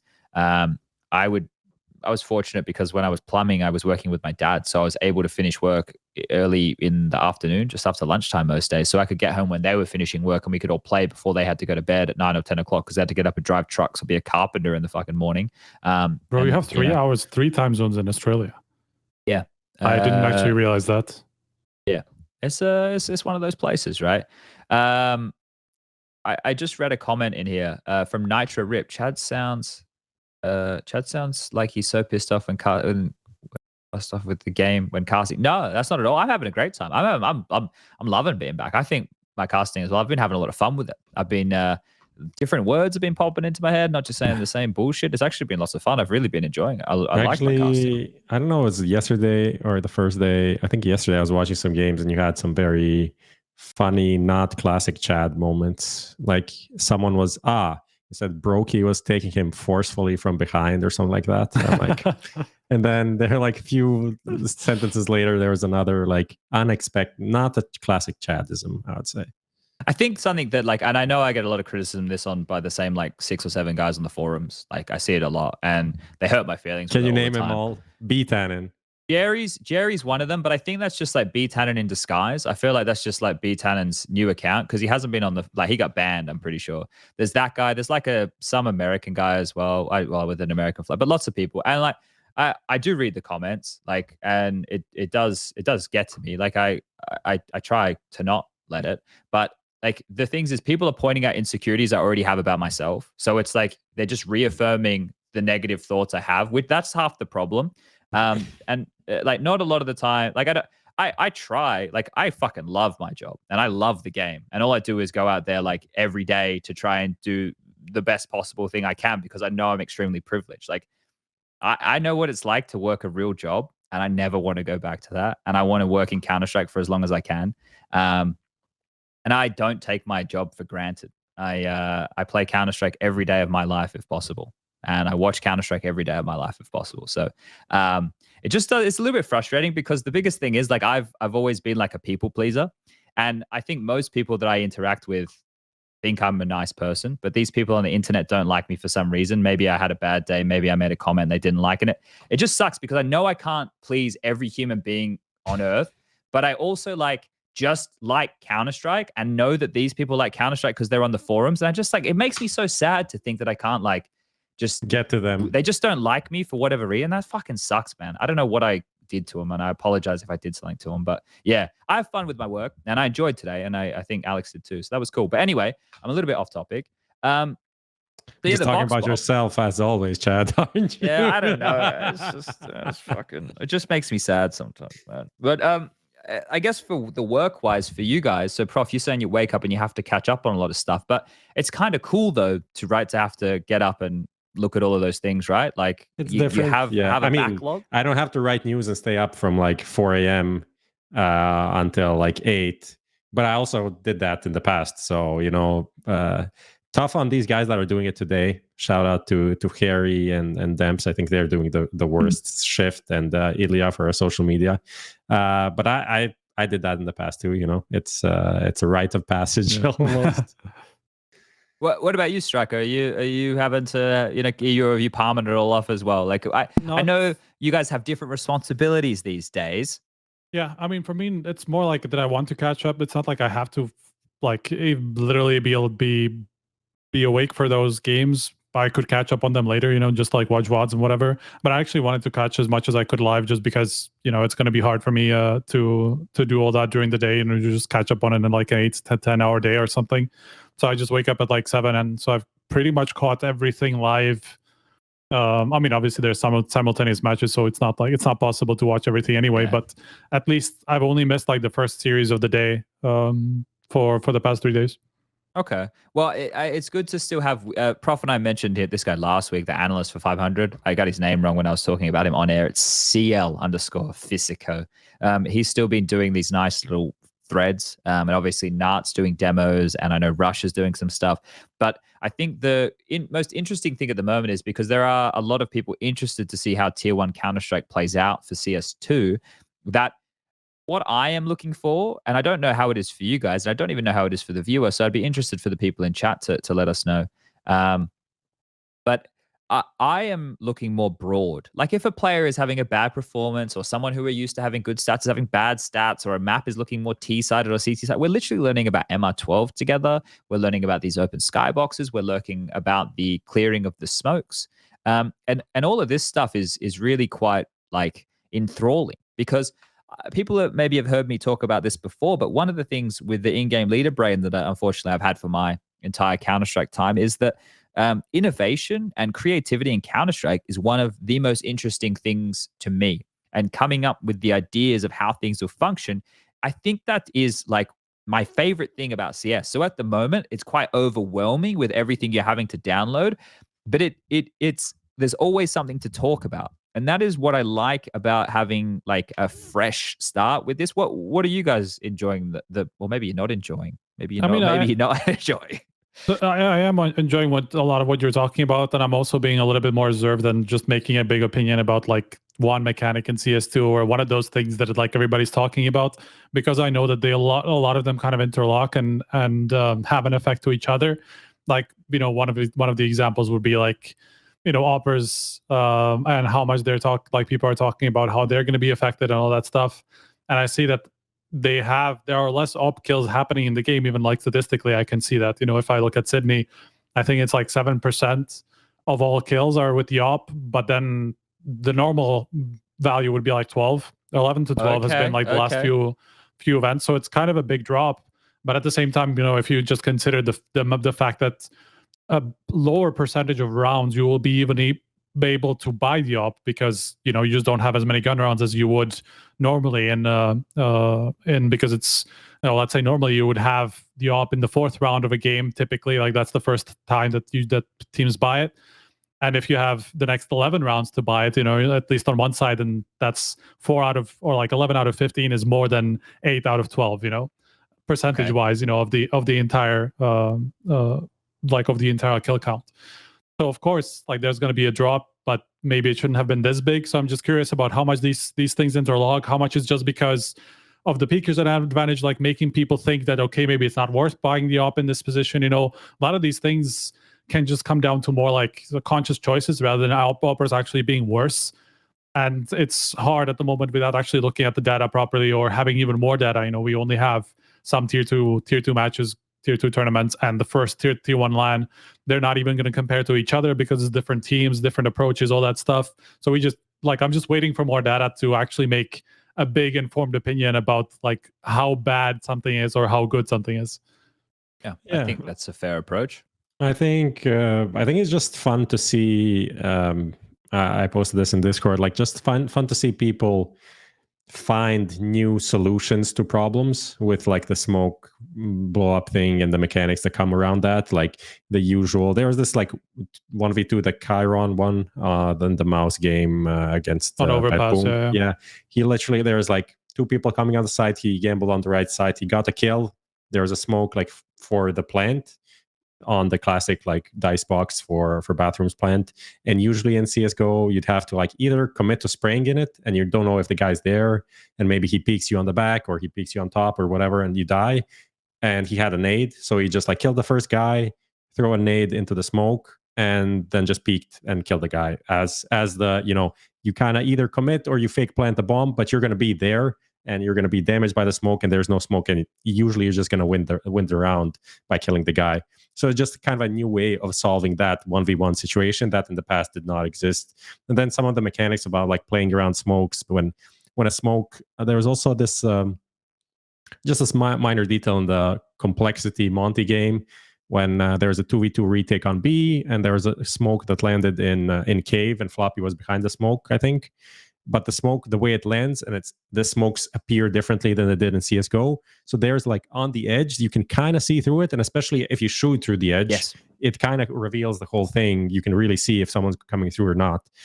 So you can see how people are finding new solutions, and how like these smoke lineups that we had before will need to be retweaked, or either tweaked or just, you know that there is a gap in it, right? Because until you die, until someone does this to you, you're not going to be, you know, aware of it. Yeah. So I think it's just interesting to see these like small details evolve, and then how, you know, holding the nade for a later thing, and obviously like blowing up a smoke to execute and shit like that's happening all the time. There was also this cool moment from Twists, like on overpass, where he blew up the smoke and then just ran out of bathrooms the other way, and he caught a guy off guard because he was looking at the blown up smoke, like waiting for a guy to peek, and he just got killed from behind. Like these things to me also like super cool to watch, like these new dynamics, you know, and like something that we never necessarily thought about too much, but you just see players even this early into the game, you know, finding these little moves.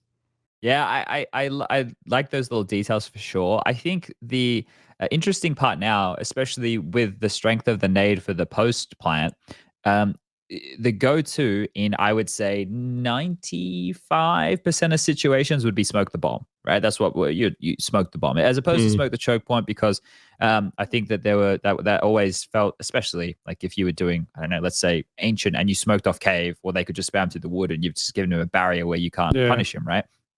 Well, I think that now that people will actually have to make different decisions. Maybe it will become more viable in certain scenarios to smoke the choke point as opposed to smoke the bomb. And in saying that, sure, they could still underhand the nade and, disperse the smoke in front of them and try and peek behind it. But like, I think the problem, and especially the one that you highlight, Prof, is if you are just smoking the bomb and they nade on it, you're fucking dead every time. Like, what are you meant to do? You tap the bomb, the nade comes in. Even if you've moved back a bit, you're probably slowed by the HE. It's like, so now it seems like very scary for the CT to go for that as the main option, which used to be very prevalent.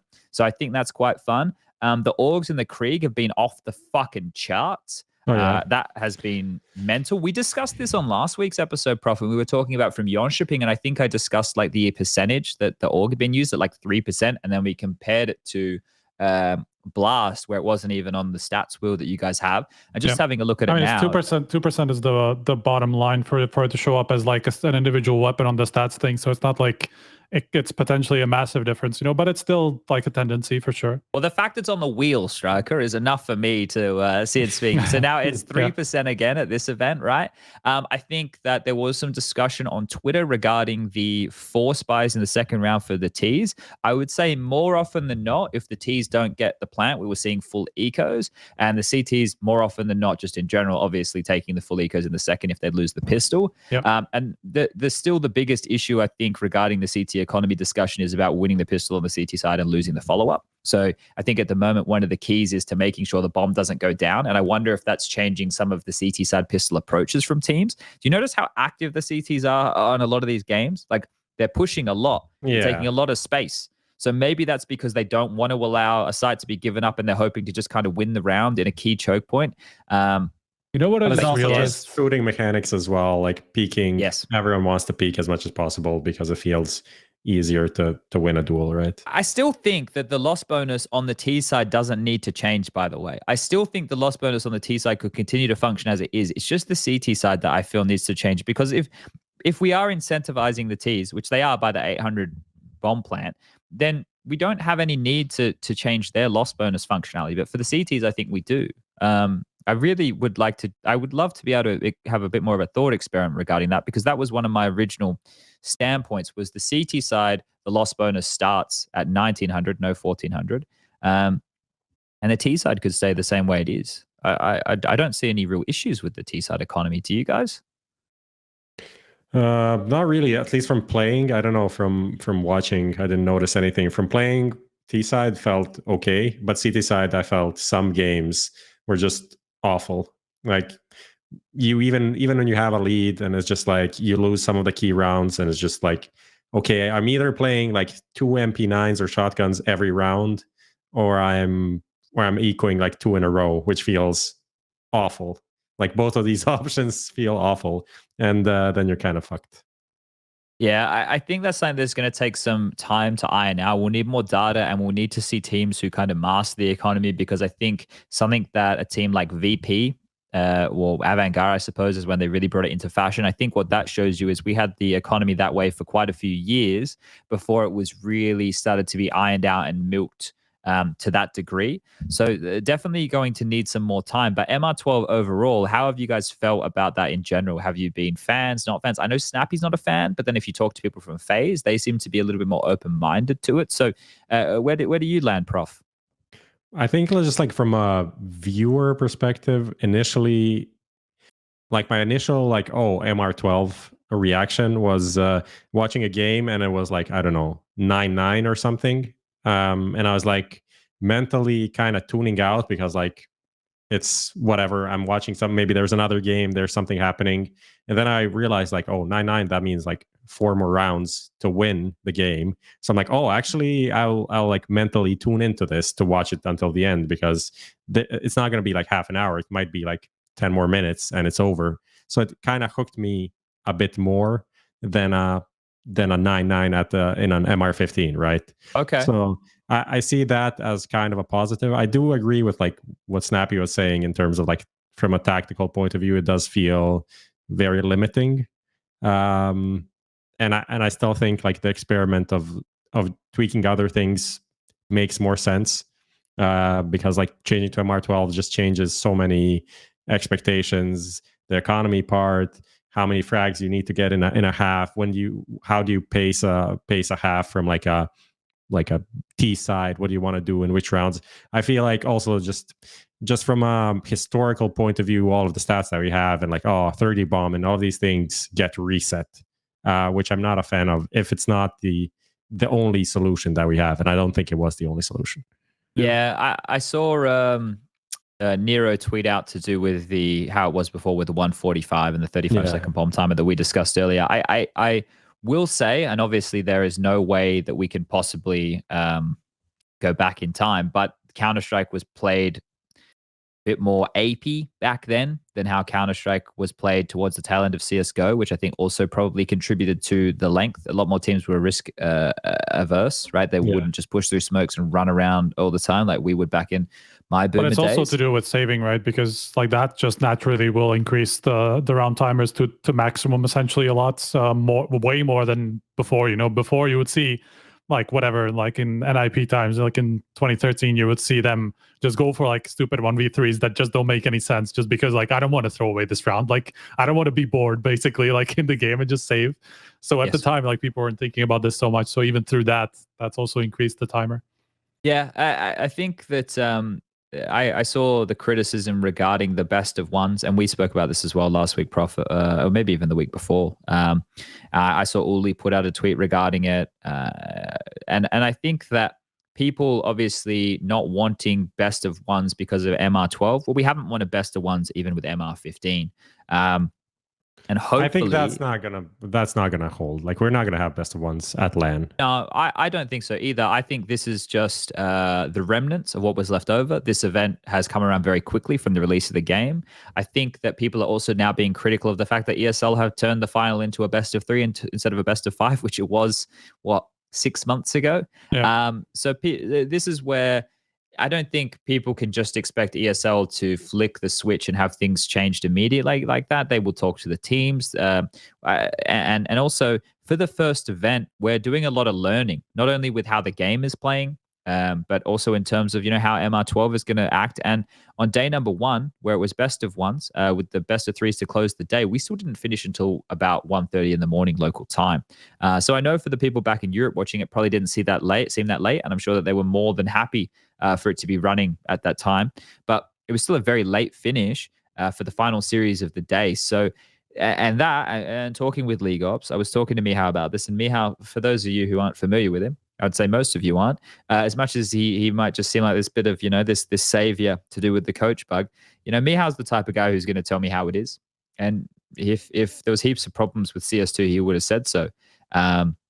But he was saying that there really wasn't that many issues regarding CS2. There were more issues regarding the Steam client itself, causing login issues, which I don't know if people at home have been experiencing that, but I personally have. I do a lot of logging in and out of different PCs. It's very laggy. It's not very responsive at the moment. So that had caused some issues, and the classic, audio issues, which we come to expect everywhere.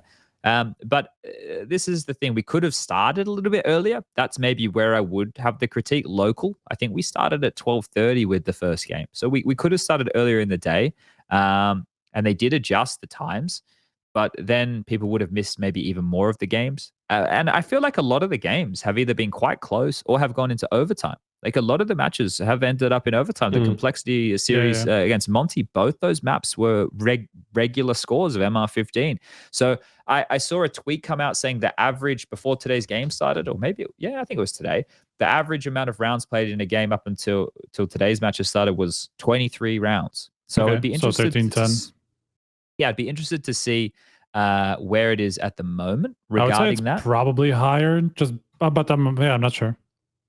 I would think so too, because today, for example, that BetBoom game where they were up 9-3 on the T side, and then it ends up going into double OT or something fucking diabolical for the poor lads. But yeah, I would love to check out some of these numbers now. I've just, if anyone's watching the VOD, I've literally just sat down since the broadcast has ended, so this is probably stuff I'm going to take a look at once we're done. But those are all factors that we can dig into a little bit more. But it doesn't feel like there's anything that is immediately we have to turn our nose up against, or we have to, this is not Counter-Strike or something like that. I don't think you can say that. Competitive integrity wise, I don't even remember a single case where I was like, okay, this something bugged and like decided the round that I was like, no way, like we should just replay it or whatever. Like never something like that happened, you know. So I feel like from that perspective, that's good news, because I don't think anybody knew exactly if that would be a problem because of all these like weird like phases through textures and some of these things that people like spotted in online, you know, for the first couple of weeks of the release. I also think that at the moment, and this is a problem as well, that probably a lot of these players, I think Nico had a sentiment along these lines. Don't quote me on this, but regarding, you know, not being able to solve as quickly. And that also comes from the fact that there is a lot of new gimmicks, new moves, new dynamic. And that means that everybody will not already have the predetermined best answers in their head. Those are things that are going to have to be solved on the fly. And certain things, like you could see a lot of teams struggling against phases, deep mid smoke that they were throwing on the CT side and not knowing how to respond. And that's something that, you know, once teams go back and reflect, they'll be able to work out a decent counter to it. I was talking with Yanko about this today, and he just suggested the smoke fanatic were throwing top mid, the old meta one that was able to divide that mid corridor because it's a bit tighter and the way the smokes are a little bit plumper. That would be a good counter, because essentially what FaZe are doing is they're making sure that they can stand and take fights into second mid, top mid flashes a lot more, boiler and halls fights, and kind of condense the map down a bit. So essentially, they're having that real estate for longer in the round with that smoke. I'm talking about Inferno. Botaz. Sorry, guys. I should have been more specific. What's Fnatic smoke? I'm lost. I don't know which Fnatic you're talking about. So Fnatic, old Fnatic and new Fnatic. So it's something that has kind of come back into meta. They were using a smoke from T stairs that would land top middle, and it would divide mid. So at this point, so it kind of top mid, but into brackets. Yes. So it covers the corridor as well as both sides. So it would allow you to come and pop through that smoke and go either side. And then if you do have one guy long, one guy short, and one guy apps, it actually helps you to isolate that crossfire. So you're not smoking off long and the guy's playing in front of it. They might stand either side because they have to worry about both chokes, and it separates the defense a little bit. So it was something that Fnatic in this event used to good success. But Inferno at the moment is the most drastic in terms of change of the meta that we've seen. Obviously, it's the map with the most changes. I think Overpass would be a close second with the new way that teams are starting to approach is doing a smoke front T stairs and then the molly instead of the double molly. A lot of teams missing the mollies as well. There's a lot of interesting stuff going on. Missed that like classic like A toilets to A ramp molly, like 5 out of 6 rounds. You know, and then they hit it when like all 5 BetBoom guys were running through that, and the second molly like losing 80 HP. It was kind of funny. I do like the obviously breaking of the smokes with the nades for the CTs, allowing like quicker rotations or more fights to happen, which is also going to change the pace of the game. I think that's something that we've seen quite a lot of, which is cool. I think that it's a bit overused at the moment. Like I'm seeing teams like dump one, then dump another, then dump another, like 3 HEs going into a smoke quite quickly. So I think at the moment people are being a bit overzealous with it because we don't know how to use it properly just yet. I don't know. Did anybody else spot how Blade was like literally frothing and just like doing it literally every single chance that he got, and like sometimes even being like in really bad situations at their detriment sometimes? Yeah, really bad. Like I saw him like 5 times do that. You know, like he smoke drops in his face and he'll literally do it. You know. Yeah. There was a lot of it. How funny did Blade look playing this game, though? How funny does he look just sitting down at the PC? Like, what's the last time you saw Blade sitting down? It just looked so out of place. And he had this, like, very proper posture, like sitting back, kind of like an Alias, but just obviously much older. And he just looked like, you know, after hour pug with the mates, with the in the office, you know. You're the old guy. What are you playing this Counter-Strike game? Okay, I'll try out. P90. You know, that's the vibe that he was giving me. I just cracked up every time I saw him. It was kind of adorable. I can't believe they won a match. Yeah. And then Mbappe against FaZe. Not only a map, they embarrassed FaZe. Yeah. They fucking embarrassed FaZe. That, oh, mate, I can't imagine the team talk FaZe had after that. Yeah. Jesus. I mean, to be fair, like Bit has been sick and he was great in that game. And same with JL. Like those two teams were hard carrying Navi's ass in a lot of those situations.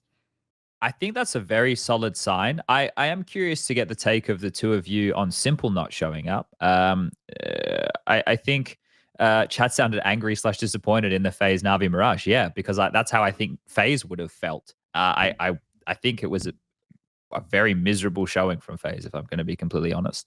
But what do you guys think this means for Simple? Am I maybe reading into this a bit too much? Do you think that anything will come from this? Because we already had rumors about Falcons and a lot of different options for them. Does this read into that a little bit more? Am I talking out of my ass? Because Simple's a franchise player at Navi. I'm a bit sad that Navi didn't say anything, because that only further fuels these rumors. Because if they said, okay, like just last minute mix up with documents, whatever it is that his brother said, that is the problem, or what Luis said regarding like some sources saying that it was because of his EU residency papers that possibly would have not allowed him to come back from Sydney. First of all, these sort of things, like, do you really not know about them enough in advance to be able to bring in somebody else and like do really learn about them so late? So like, I understand completely that people are like, rumors are running rampant, and just like people are contemplating, okay, what does this mean? Like, is Device going to Falcons? I mean, if this was because he was going somewhere else, bro, like he would have just gone to Sydney and played. Like there's no way he would have just like said, nope, guys, like the day before the event, nope, I'm not going with you to Sydney. I'm going to another team. Bye. Like that, come on, like that doesn't happen these days.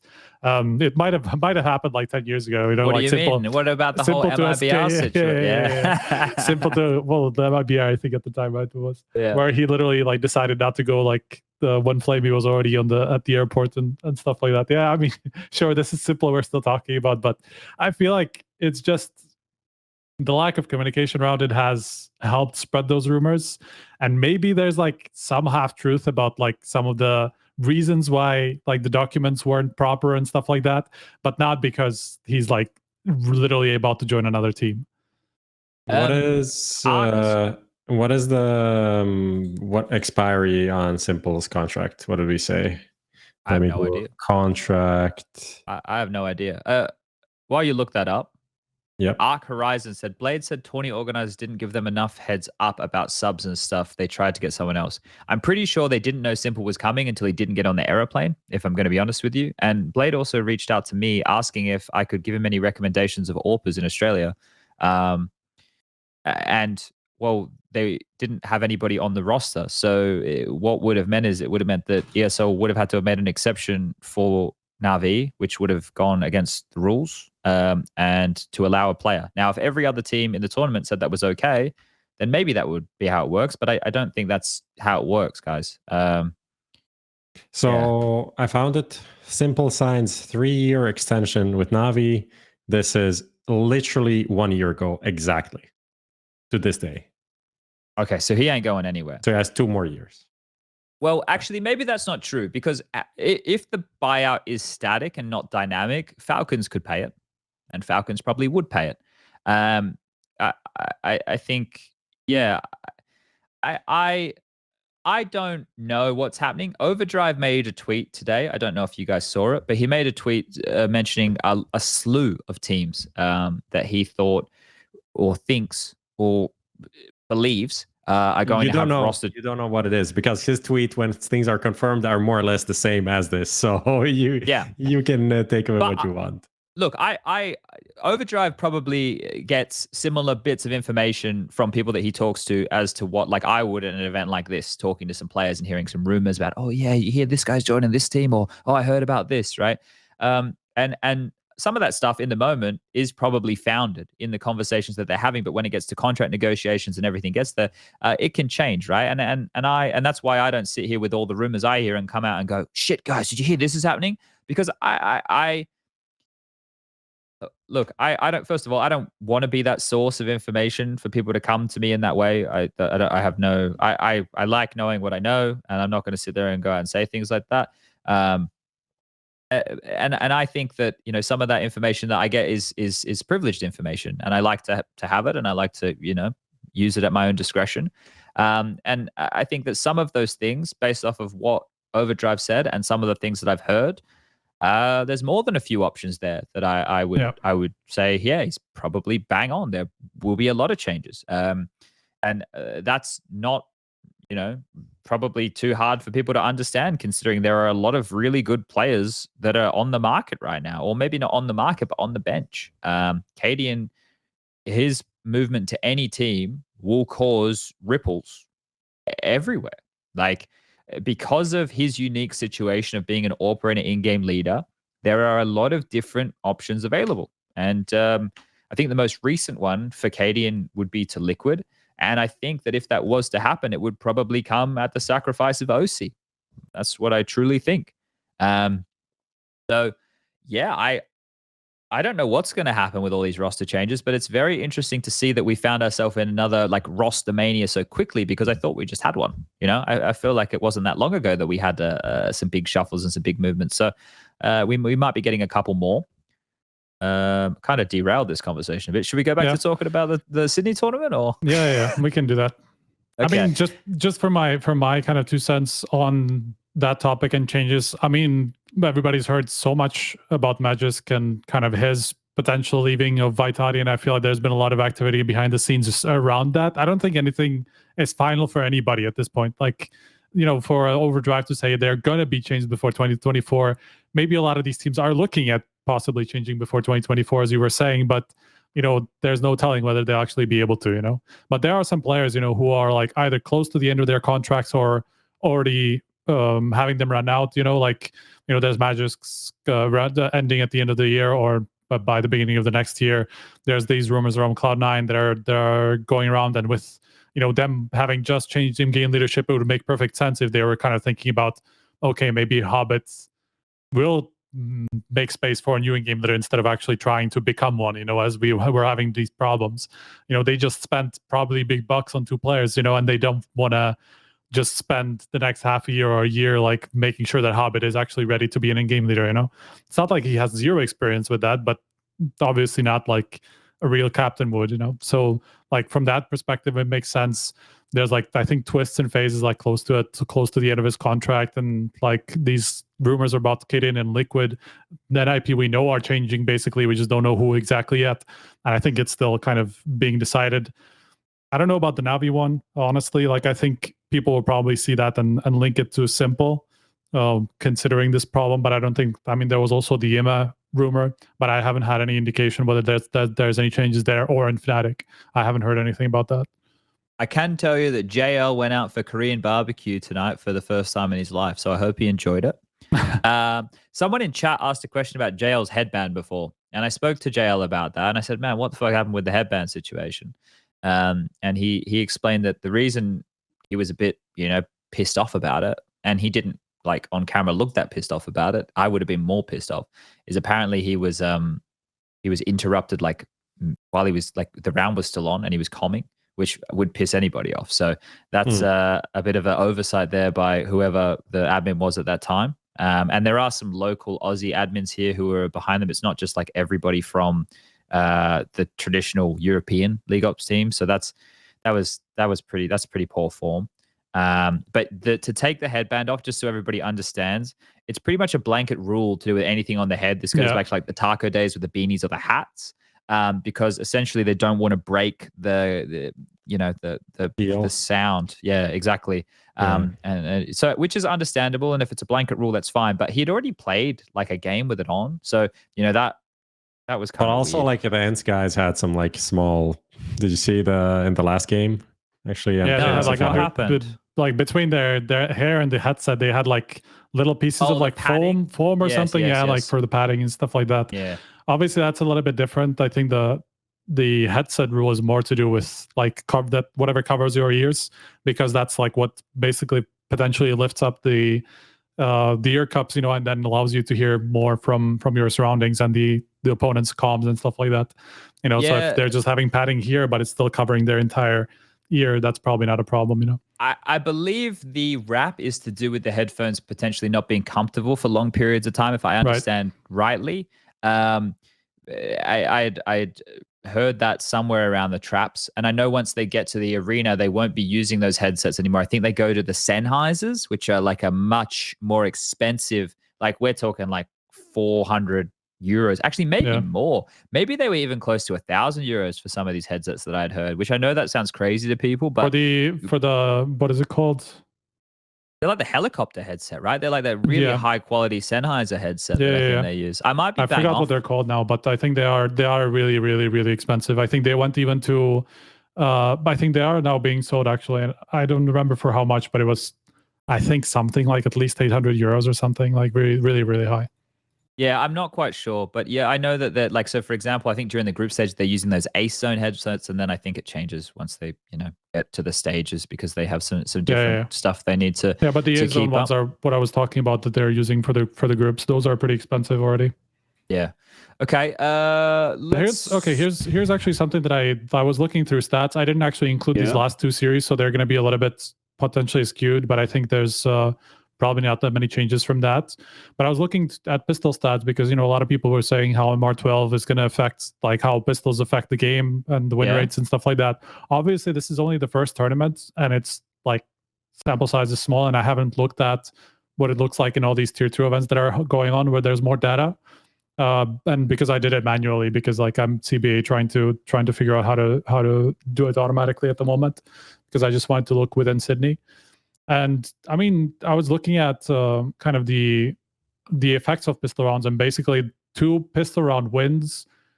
I'm gonna say only because I don't think it's actually that significant. Led to a win only in 66% of cases. So 2 out of 3 times somebody won two pistols, they actually won the game. Something like 5 more, like most of the rest went to either overtime or they lost the game, even after winning 2 pistols. So that's essentially but it's a super small sample size, but essentially 1 out of 3 people lost 2 pistols and still won the game. So that was the Gamer Legion one. I don't know if not won the game, but at least went to not won the game, but at least went to overtime. Yeah, but some of them actually did win the game after losing 2 pistols. I can even tell you which ones. Fnatic did. Fnatic won a map. It was after losing both pistols. Monty to Complexity the first time around. I think they played. Monty won the first 4 pistols in today's series. So Monty and Complexity, and then Apex versus Vertex. Vertex won both pistols, and Apex beat them, which is kind of like obviously kind of is a team that everybody expected to lose all games anyway. And then BetBoom won against Gamer Legion on Mirage, and ends against Static. Yeah, that's the oddest lost one. And then there were 3 more games that went to OT after a team won both pistols. I think it was interesting today to see Complexity lose all 4 pistols and win both maps. There you go. So that's even more because I didn't actually look at all of the games today. Yeah, the last 2 games today. There was quite that situation was interesting to see, but they both ended up in overtime, and Complexity had to come back in the second map to be able to get there. So yeah, I guess it's not as condemning as people think, huh? I mean, at the moment, at least, I mean, you can say that. Obviously, again, like you can only tell with confidence how much more of an effect. I mean, logically, it should have more of an effect. It's like it covers more rounds than like the higher percentage of rounds than they would have otherwise, because it's let's say the first 3 out of 12 rounds are affected instead of 3 out of 15.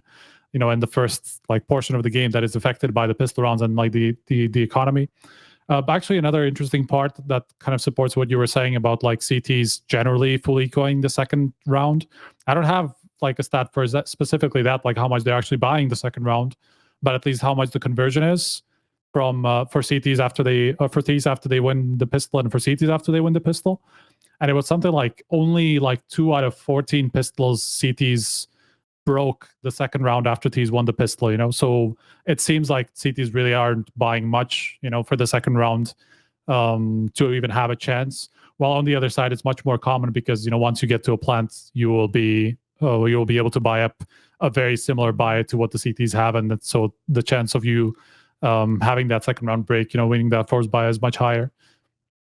Yeah, no, I think that was one of the biggest takeaways from at least the games that I casted. It was very, very rare. It stuck out like a sore thumb when I saw a team go for the force buy on the second round of the CT side. Like today, Complexity did it, and it didn't go so well for them. They had shotguns and MP9s and everything like that. It wasn't great. I think we still need some time to see how this one's going to really play out. But it is. I return to this kind of weird thought, but it feels like if a game's going to be close, it's still going to be close. Like teams have been able to come back, and if they're down and the other team's at 12, they get to 12, and then we're fucking on. And then instead of having compromised economy at that point of the game and worry about who's going to get broken late, it's 12 and a half and we fucking go. Like we let them bang. Like there's no, and I know some people like that, some people don't like that, but it's just interesting because again, I feel like there's been so many games that have been very, very close. Do you feel like, the fake comeback, is that dead now? You know that like, they're 12, I don't know, 3 down, and they win like the pistol and win like 4 or 5 rounds, and then you kind of have to cast a game that you don't believe in being interesting in any way. Is that still a thing that happens? I don't know. I don't think we had that many games that felt like completely over, other than like that phase Mirage game. I mean, there was also the BetBoom one that they what was that? It was BetBoom against. I don't remember now. I'm off. I think it's Mouse. Yeah, but weren't they like 12-3 up or something at some point? At least 11-4. I think at least 11-4, 9-3 11-3. first half. I think it was. Okay. And then Frozen had that 1v4, and from there they actually came back, but Mouse won that game. Yes, they did, and BetBoom probably should have 2-0'd that series, right? Because it was a 3-0 series. And then I would be at 1% in fantasy. Nafany's probably not in there anymore, mate. But I could tell he wasn't happy with something in that map. Him and Siren were having a bit of a chat. That was more, more fire from Nafany than we saw in this whole Cloud9/Gambit, which I think is a good sign because it kind of shows his evolution as a leader. Essentially, for people that didn't watch, there was just like after they lost this big comeback, they were in a big lead on Mirage and lost the game. There were just some words exchanged between him and Siren, and there was, I don't know what to say, except like there was a bit of heat and like an intensity from Nafany's side, and he said a few things and then he just like walked away, and then Siren was like trying to talk to him and he just kind of cooled him off. And to be honest, next map was Ancient. I think Siren destroyed, so it was it worked, whatever happened. Siren's still pretty new as well to this level of Counter-Strike, right? Like I know he was on Spirit, but it's not like he's been around the traps for a long time. So it's quite interesting to see that blend of players. We can talk about BetBoom for a moment because I think they're the biggest surprise, right, of the group stage, I would say, just with the way that they performed. I don't think anybody thought the roster was going to be bad, but the fact that they beat Vitality, I think that's very strong. And you just think about the names there: Nafany, Zorti, Chiron. I love watching Chiron play. I think it's really funny to see his attitude, right?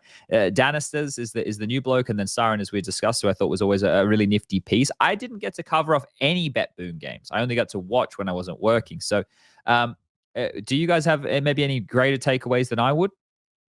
They were also usually in the other games, or like the super early game against that they played against Vitality, but it was also kind of a game that Vitality should have won type thing.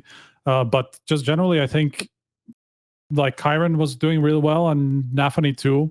And it's hard to say if this is like bias confirmation or like confirmation bias. But like all these wide swingers, like in-game leaders who like to just run and gun a lot, seems like they're all doing better now as a result of CS2. I don't know if that's actually the case, but you see Nafany, there was like there was more people that I had in mind. Kerrigan? There was Kerrigan that had some big games, but to be honest with him, it was more like he's still at 0.83, for the entire group stage. So that's kind of like his normal average, But there was also like Bit in general was doing well, and he's also one of those players who likes to just go out for duels and stuff like that. Nafany was one of them. And there were a couple of people that I spotted that were just doing better than I would have expected them, and winning a lot more of these duels that they probably otherwise wouldn't have. And I'm not sure if it's just because of the peakers advantage or just because CS2 is different overall. Maybe because there's not so many oppers, so these guys don't get picked off so easily. All this stuff, could be interlocking or like intertwining. And I'm just curious about how this is going to develop.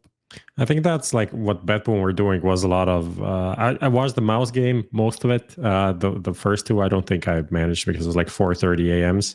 But they're just a lot of like pack rolling, fast E sides, just running around, kind of together. Like that kind of worked and didn't work on Overpass. It was just like, rush up A, especially with Mouse like missing the molly to like contain them early, so they were just like taking over bathrooms and super fast. And until like at the end, Mouse won by Torji getting an ace, but before that they abused them like 3 or 4 times. So I feel like it's a lot of there's a lot of individualism that's going on. It's like Yes. the key rounds that they were run in that CT for Mouse, like it was a T-sided comeback almost happening for BetBoom. One round, Frozen was on A side, kills 4. Just like he wasn't flashed, he wasn't anything.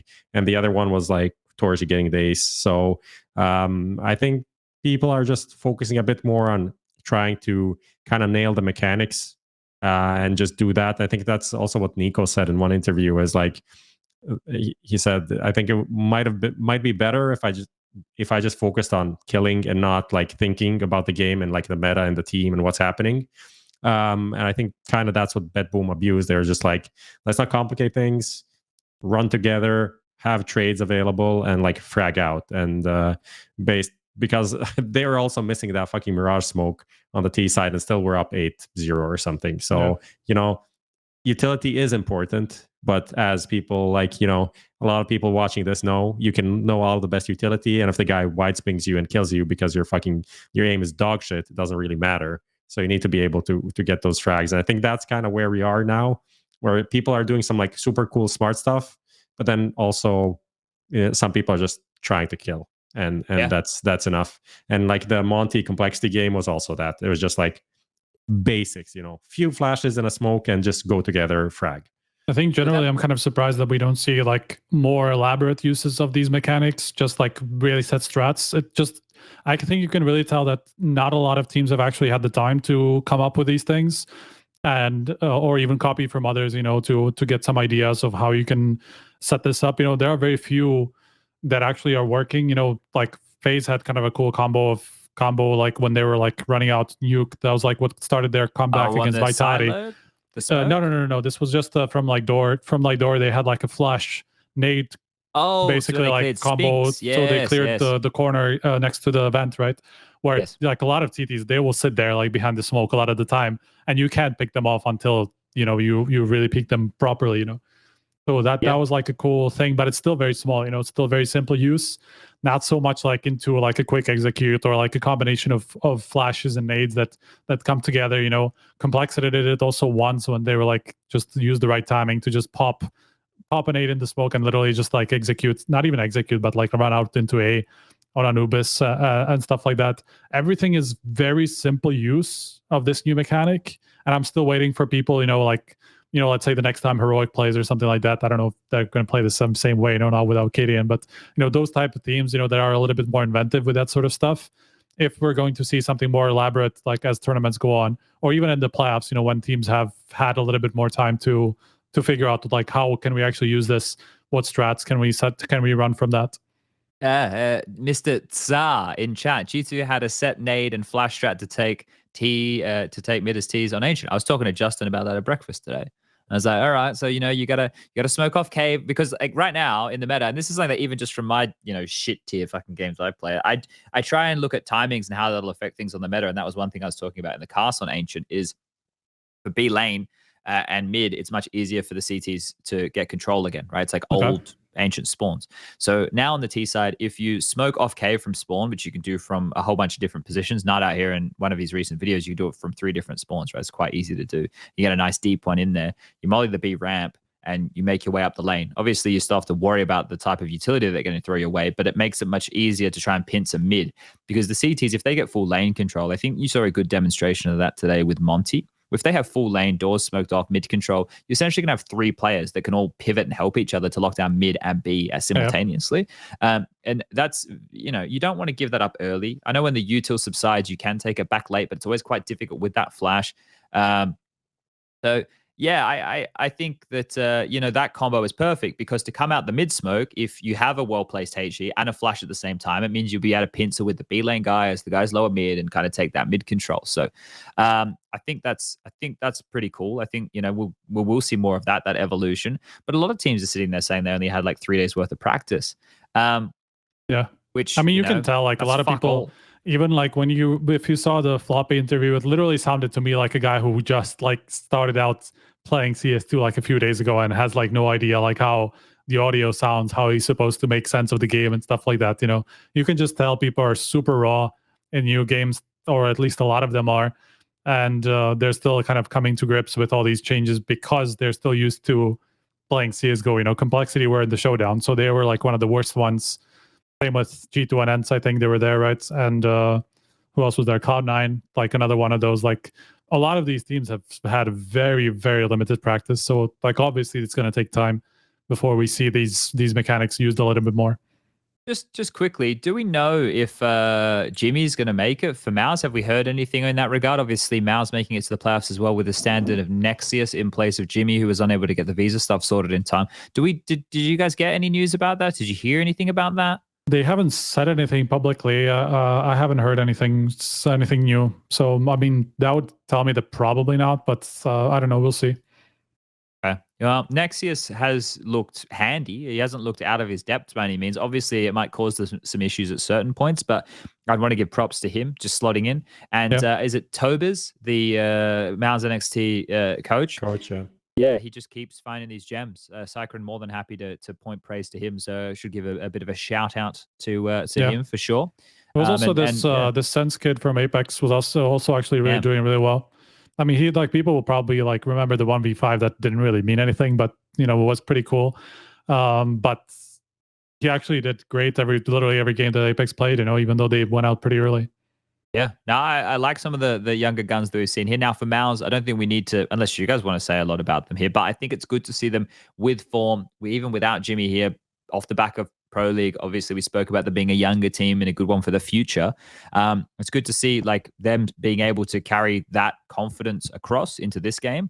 And I think with the state of the game, because they're all just good fraggers, right? They're good at shooting. This kind of helps them because it's a lot of, heads up Counter-Strike at the moment. Yeah. So yeah, that's not too shabby for them whatsoever. All right. We've been going for a while. Let's pivot into a couple of these topics here. We can talk about Vitality and FaZe. Now, obviously, Vitality were eliminated by FaZe. It's a bit unfortunate they were both upset in their opening game. What do you make of this situation, Prof, with Vitality? They come a long way. They get eliminated day one. They're back on the plane essentially the next day. They've been here for about 48 hours. Do you take anything from this, or are you in just the camp that new game, early on, these things are going to happen? I want to give some like cool take, but there is none. Like there is no real reason to be like, oh yeah, this is now the end of the world. They played like opening best of one, they lost it, and they played the best of three like super late as well. It is CS2. I don't know. I don't really make much of it. People were talking about like, oh, ZywOo is not the same, but it's not like ZywOo had like a 0.8 rating or something. It wasn't.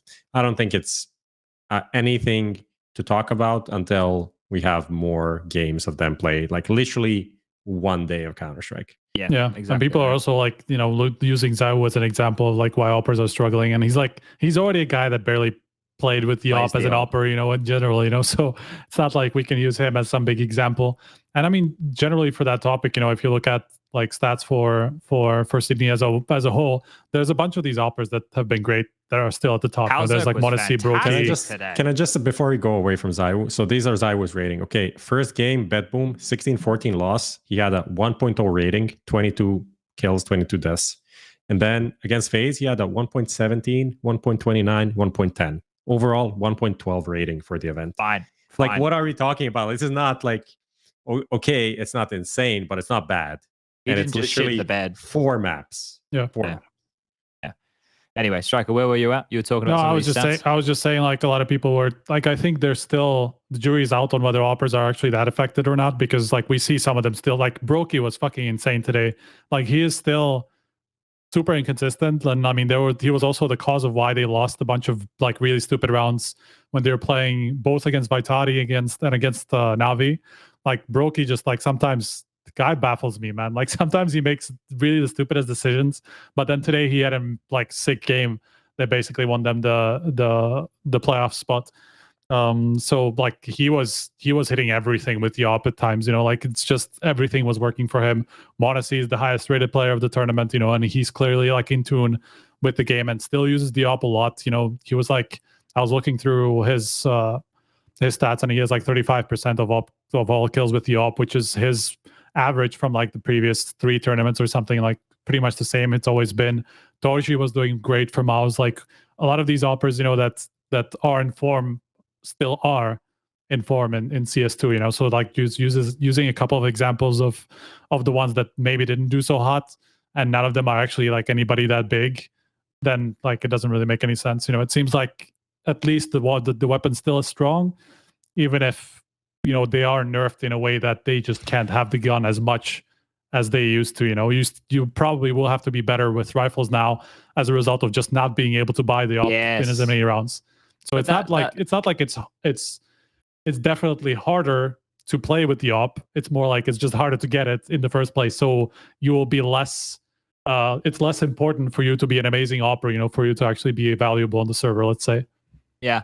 And I think that's another one of these things, same with like the MR12 discussion or the pistol or the economy or the run and gun. I think the peak is advantage. I think a lot of people are experiencing that. So that one, I don't know if we can dispel so quickly, but the AWP one might play into... I just know that for me, when I was doing that phase game, the phase vitality match, because they had spoken about the Pika's advantage, being so strong and so much, like when Rain stepped out long corner and fucking destroys Zywoo, I can't get mega excited about that shot because I kind of have to be like, well, in CSGO, that would have been a banger of a shot against an AWP. But these guys are all saying that Pika advantage. That's one of the things is like having to gauge on like a multi-kill in this, because a lot of people were coming and saying, oh, it's very hard to multi-kill on the city side. That's something to get excited about because I think players are still coming to terms with how the weapons operate, right? They're not as familiar with it. There's a lot of different feedback that you're receiving that is going to make it operate different, as well as the game obviously being different at the moment. So that's something that's been more difficult to gauge. I was talking about some of the observers as well, like Chev, and kind of getting the test, and he's kind of like, yeah, it's hard to tell like what is crazy good, like because but I guess we will be able to tell when ape shit stuff happens, like Carrigan today with that Deagle kill on Inferno. That was really cool. Or Rops, he had that lineup where like there was the two of them coming at a double door. That was really, like those things were fun. And the way that I kind of was sensing when things were huge, when everybody in the green room watching the game like makes some noise and erupts, it's like, oh, okay, like yeah, we all saw that and we all enjoyed that. And I think that's kind of the bit, and we'll be able to tell in the arena once we get in there. It will be interesting to be able to, jail in Palace with the Deagle. Yeah, very good suggestion to the bucket there, Bullet. Thank you for that. But yeah, I think that when in a fun little learning phase, obviously that's going to come with some issues. How do we feel about FaZe overall? Obviously, there's been the rumors around Twist to Falcons. They've had another one of these like comeback type of victories where they had that one's bullshit, by the way. Twist to Falcons bullshit. Yeah, 100%.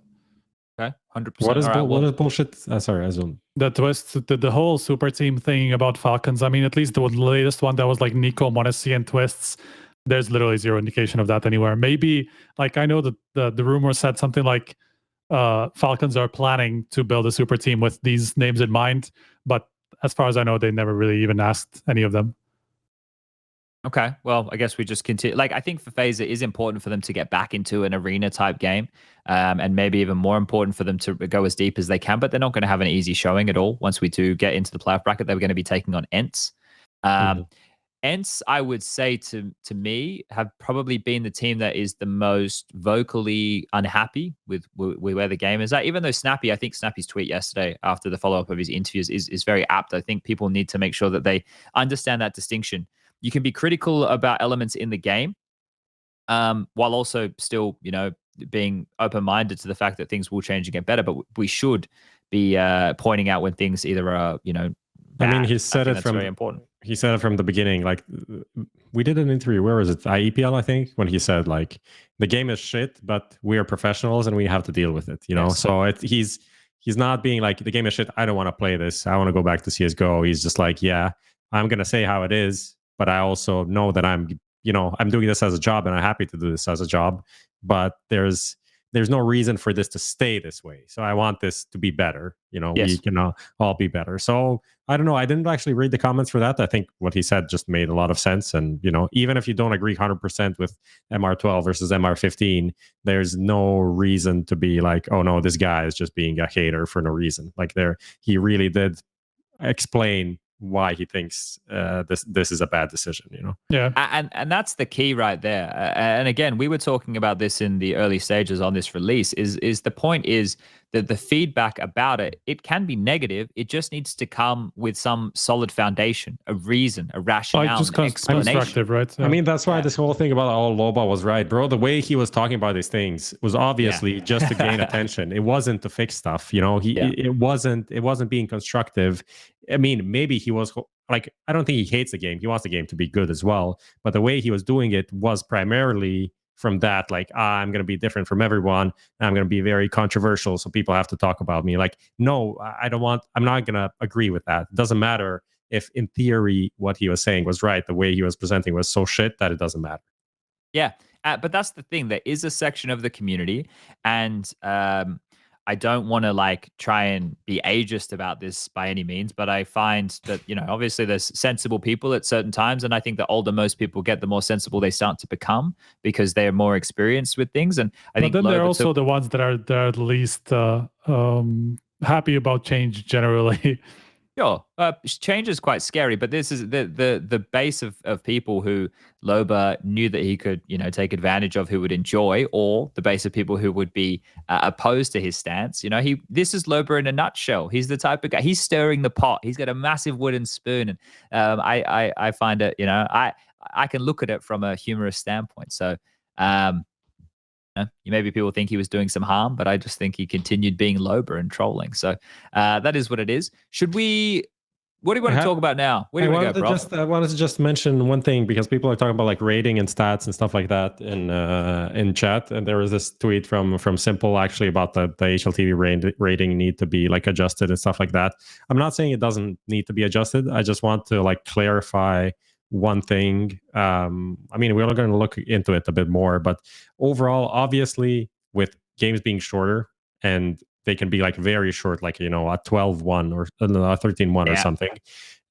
What is going to happen? You're going to have more like oscillations in the rating because there's fewer rounds. Therefore, your rating will be either you're super good or you can be super bad more often than over a longer period of time. And that's why, like, when you look at a big overtime game, everyone kind of has a very similar rating, because over time, everyone kind of builds up to like the 20, 23 kills over like 40 rounds, right? Unless you're botting out.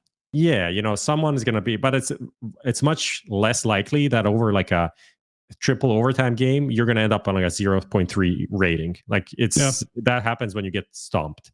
So that's sometimes. Yeah, sorry, go ahead. Yeah, you can. No, I mean, sometimes I think a good way to think about it is kind of like when you sometimes look at ratings for a half, and those are a little bit like kind of all over the place sometimes because, I mean, if you have a 13 to a half, there's going to be like 3 people on a 2.0 rating for the half because they just stomped it, you know, like they just ran over the other team.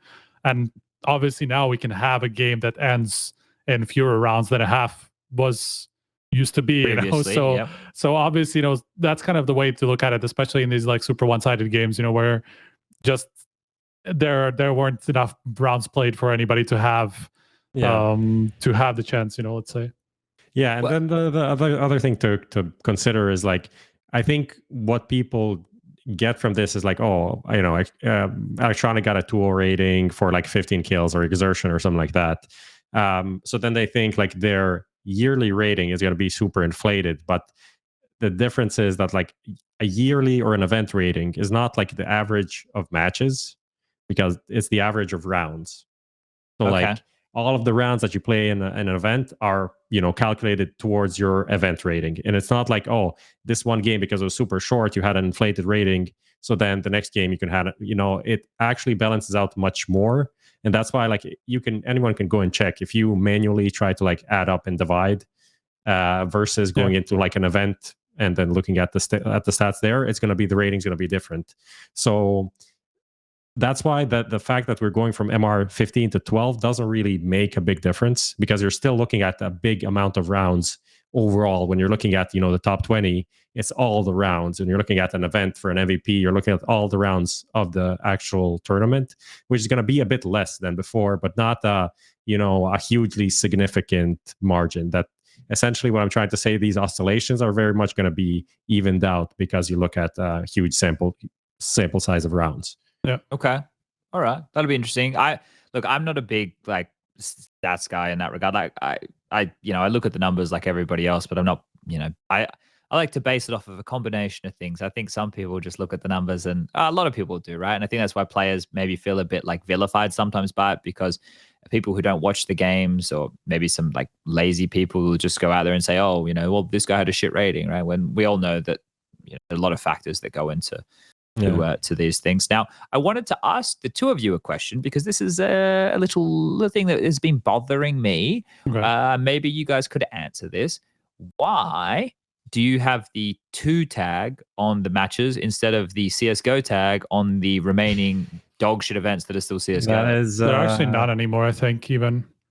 Okay, so then now why did you opt for that method? I mean, the point was just because there was still a lot of overlap between the two. So we needed to do something to distinguish between them, right? So that people don't have to go into the match to see, okay, this game is played in Counter-Strike 2 and whatever. I think now we kind of do have to go the other way, because it's already kind of like all CS2, or remove it entirely and then just like have a filter. All these things are still in the works as far as I know, especially like a specific filter to get CS2 versus CSGO.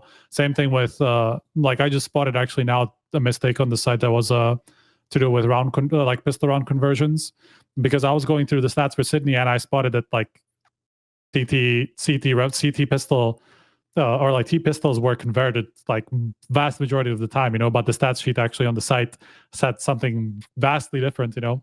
So that was wrong, for example, you know. So like some of these things are being adjusted. Obviously, this is one of those things that probably need to be addressed maybe in some time when it's becomes obvious to everybody that, okay, now we're in CS2 and there's no CSGO anymore.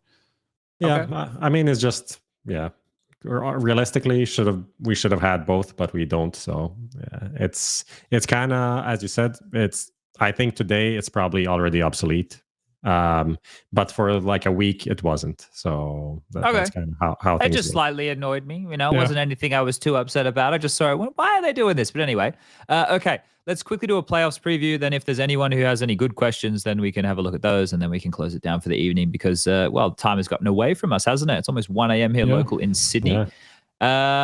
Okay, so the playoffs, the bracket is shaped up quite well. No, I don't know if we'd say nicely. One side does look heavier than the other.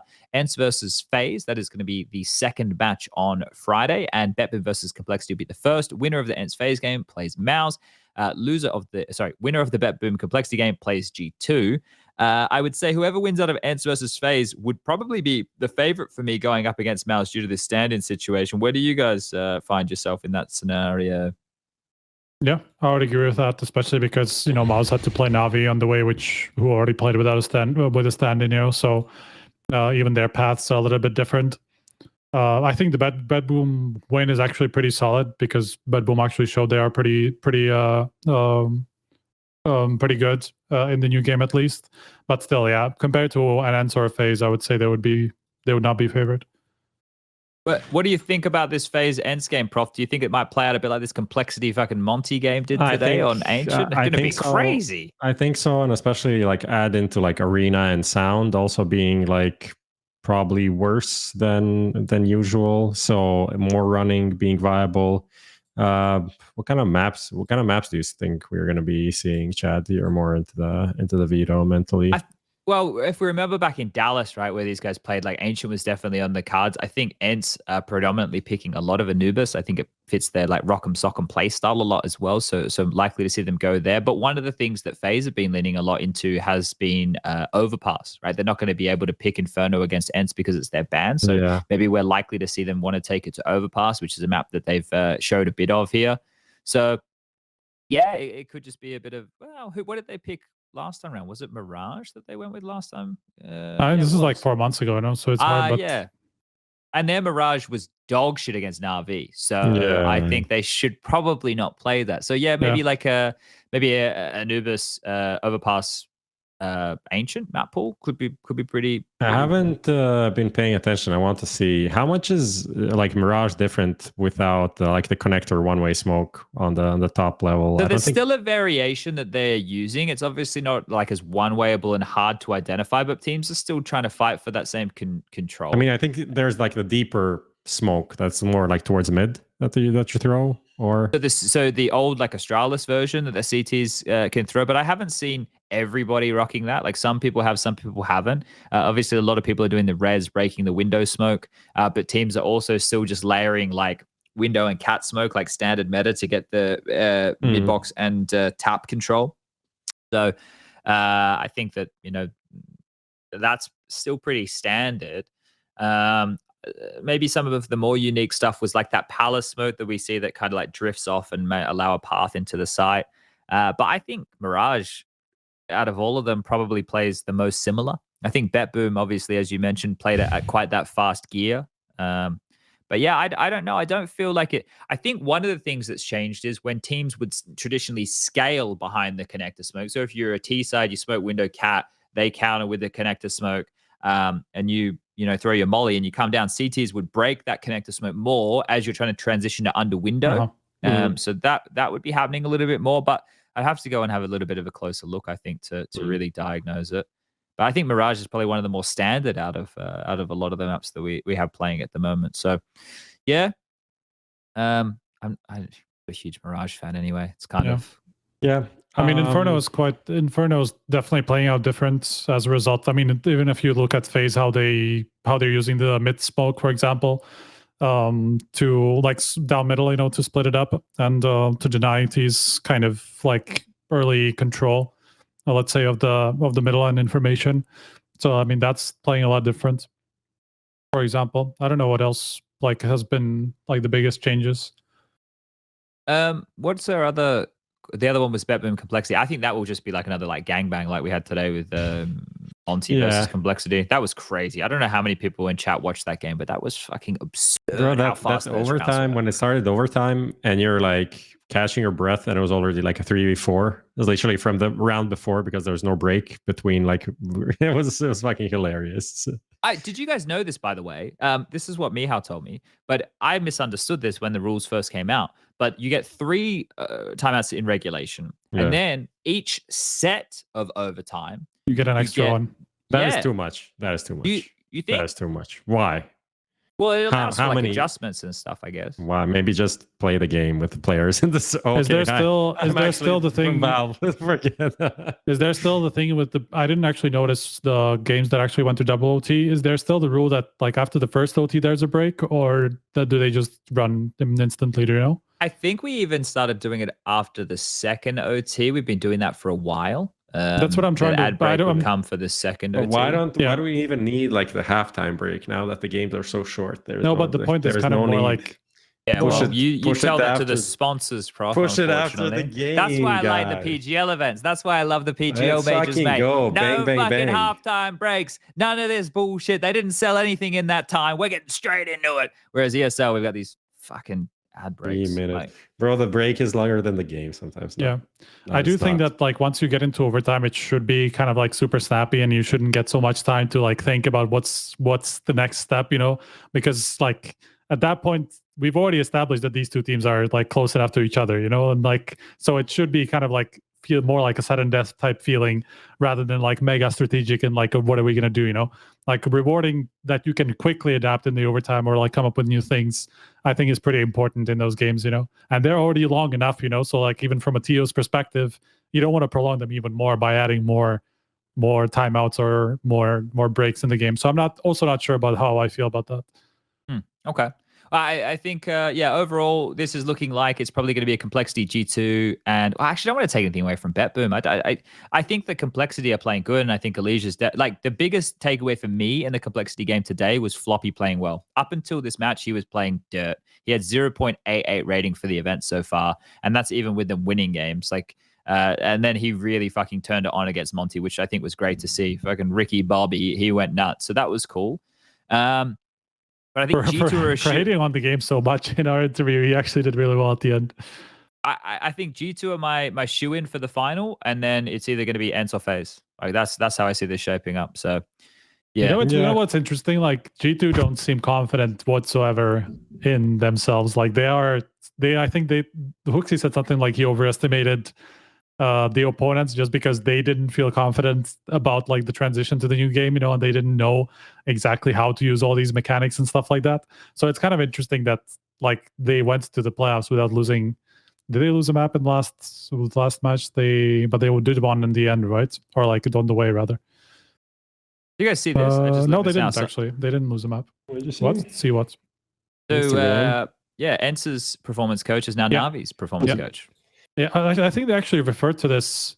I don't know who it was. Maybe it was Simple or something like that. Talked about like that they're looking to get like a different performance coach to help with like the international transition. So it's kind of cool to see someone I know, to actually make that step up. It actually makes sense when you think about it. That like whoever they had before was like just I don't want to say any languages, but probably not speaking English. So they just changing the language might change like how comfortable that person is, and it also changes the culture a lot. So you need someone that's more adapted to working with different nationalities and different different types of people. So they did have a guy, I don't remember his name, but I know his face, that was with them for a long time, like during their major run. And I can't so it makes sense that they now have an international person to come in from that point of view. The doctors in chat says FaZe got challenged by a Navi with a fucking blade and Chad thinks to have a chance. I think that FaZe on a stage are a different beast, and I also think a lot more time in CS2. Like they just had 3 games. They're going to learn a lot, right? That's you can't really think of it from a point of view as if this is a finished game where everyone knows everything. Like the amount of information and experience that you get in one game or one day is insane. And then there was a question from Nils Laurent, who said, what if Jimmy comes back to Mouse for the playoffs? Would that change anything about your predictions? Yes, it would, significantly. I would then think that Mouse would have a very decent shot of making the finals. Yeah. So, but it's just, it's unfortunate. Okay. Well, we're going to shift into the viewer questions now. And see, unless you guys have anything you want to say, we're kind of happy? No, I think we're pretty good. Okay, we'll jump into playtime. We don't have to roll the bumper because we are running a bit over time. Okay, so were there questions on Twitter? What are we looking at here? What are you thinking? There are some questions on Twitter. I can link you the thread so we can people hop through in it. Twitch chat, if you're interested, you can put a couple in now, and we'll see which ones really stand out. You keep the stupid ones to a minimum if possible. I don't have answer to this. Thoughts on Snax calling so far? I think the result for Gamer Legion pretty good. I think individually what I saw from Snax was pretty good. So I'm kind of like I'm okay with it, but I don't have any deeper thoughts on it so far. Yeah, go for it. Go. No, I don't have like something. Go. So I didn't get to cover off any Gamer Legion games, so I didn't really get to see it firsthand, other than the matches I was watching. So it's a little bit different when when I'm observing. I am flying around. I'm looking at things a little bit more, but overall, it didn't feel like it put them out of place, did it? So I think for a first showing with a new in-game leader and a change of map pool, because they were playing Nuke, right? And they weren't playing Nuke before with Nilan, I didn't think. So that surprised FaZe, right? At the beginning, they didn't expect Nuke to come out. Yeah, so I think that in itself is quite positive. And I don't know. I didn't look at the numbers, but it didn't really feel to me like Snax was letting the team down in the fragging department again. Not at all. No, he was a huge upgrade, even especially like at the beginning. But even towards the end, he had like the clutch on. Just mixing to get like 4 different maps together that I can't remember. But it was against FaZe, like one of these maps. He had a really cool clutch against them. He had that 1v3 on Mirage in the BetBoom game, I think it was. At the beginning, and like generally like his output is obviously better than Neelan's, so even from a fragging perspective that's a difference. So yeah, I mean everything seems to be going well, and they were like reasonably close even to making it to the playoffs. They barely lost the ancient game against FaZe and were even I think in a position to win it at some point. Yeah, no, I agree with that sentiment. What else do we got here? Someone in chat, Metal Dude, how do you feel the CT multi-queue theory didn't play out as I wanted? I don't know if it was even my theory. I don't think I presented it as my theory. That was something that I think it was Yanko who I was talking to who had that standpoint. These are things as well, just like the AWP, that I am really not the type of person to jump to without even seeing the games really be played, right? So this is something that we have to wait a bit of time. We did kind of jumped over Cloud9 from the point of view of, I mean, people are asking about Axile. His individual form continues to be kind of I can say shit based on what we saw him last year, right? Based on what the expectations are from him. And also, like, there was this interview with Electronic where he just confirmed that he doesn't want to IGL anymore. So people that and that's his prerogative, Prof. People that are attacking me on Twitter, how did you know that he doesn't want to IGL? How did you manage to? How? It's literally fucking genius. I'm like, who is going to decide? Who is going to decide this? Who is going to say that he doesn't? If things were going good and he was happy, maybe he would be down. But he definitely wasn't happy. He didn't want to do it. He wanted to frag. So there we go. The hashtag Blade was right. Hashtag Blade was right. You know what's funny, actually? Hashtag everyone was right. Yeah, true. Somebody actually was asking about this EMA rumor and just generally about Navi and thoughts.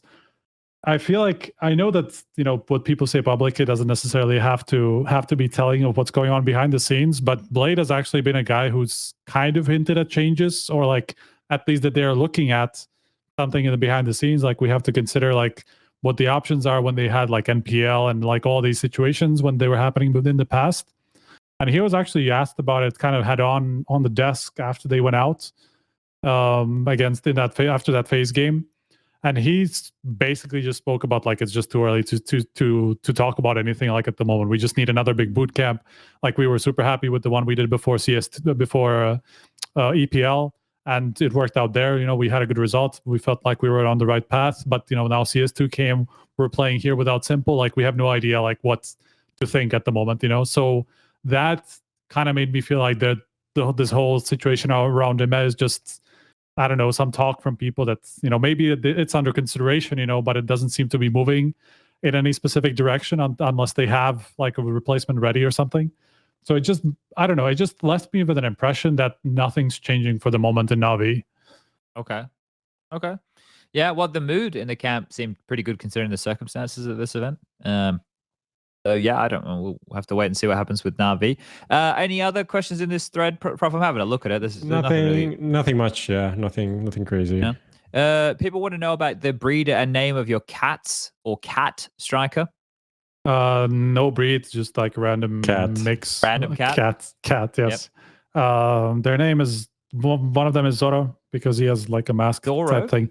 Okay. Yes, nice. and the other one Patichka, which is like a little paw Patsy. Oh, that's cute. Okay.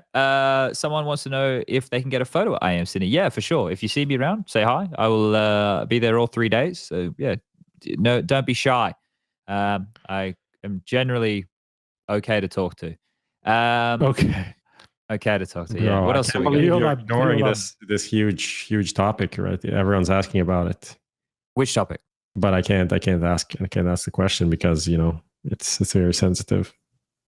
I try not to address any of that type of stuff here crops up all the time. So I try not to address the stuff that was on Twitter, you know, before the event, and is drama as they call always a bit more game focused, you know. I kind of leave the drama.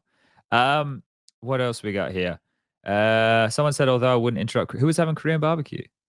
Wait, Alphabet Spaghetti.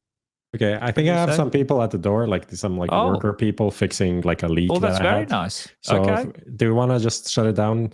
Yeah, let's shut it down. All right, everybody. Okay. Thanks for tuning in to another episode of HLTV Confirmed. This has been straight after Sydney playoffs in 2 days. Prof needs to get out of here. Thanks to 22Bet, SteelSeries, and Trade at GG. Goodbye, everybody. We'll see you next time. Likely maybe next week. Should be next week. We'll see you later.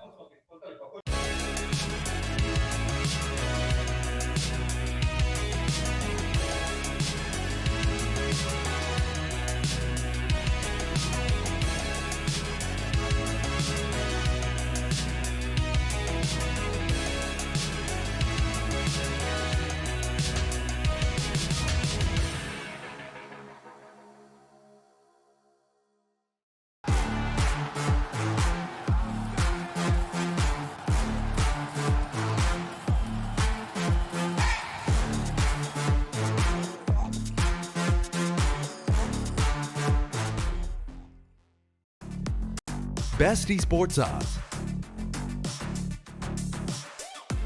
VIP program and a variety of bonuses,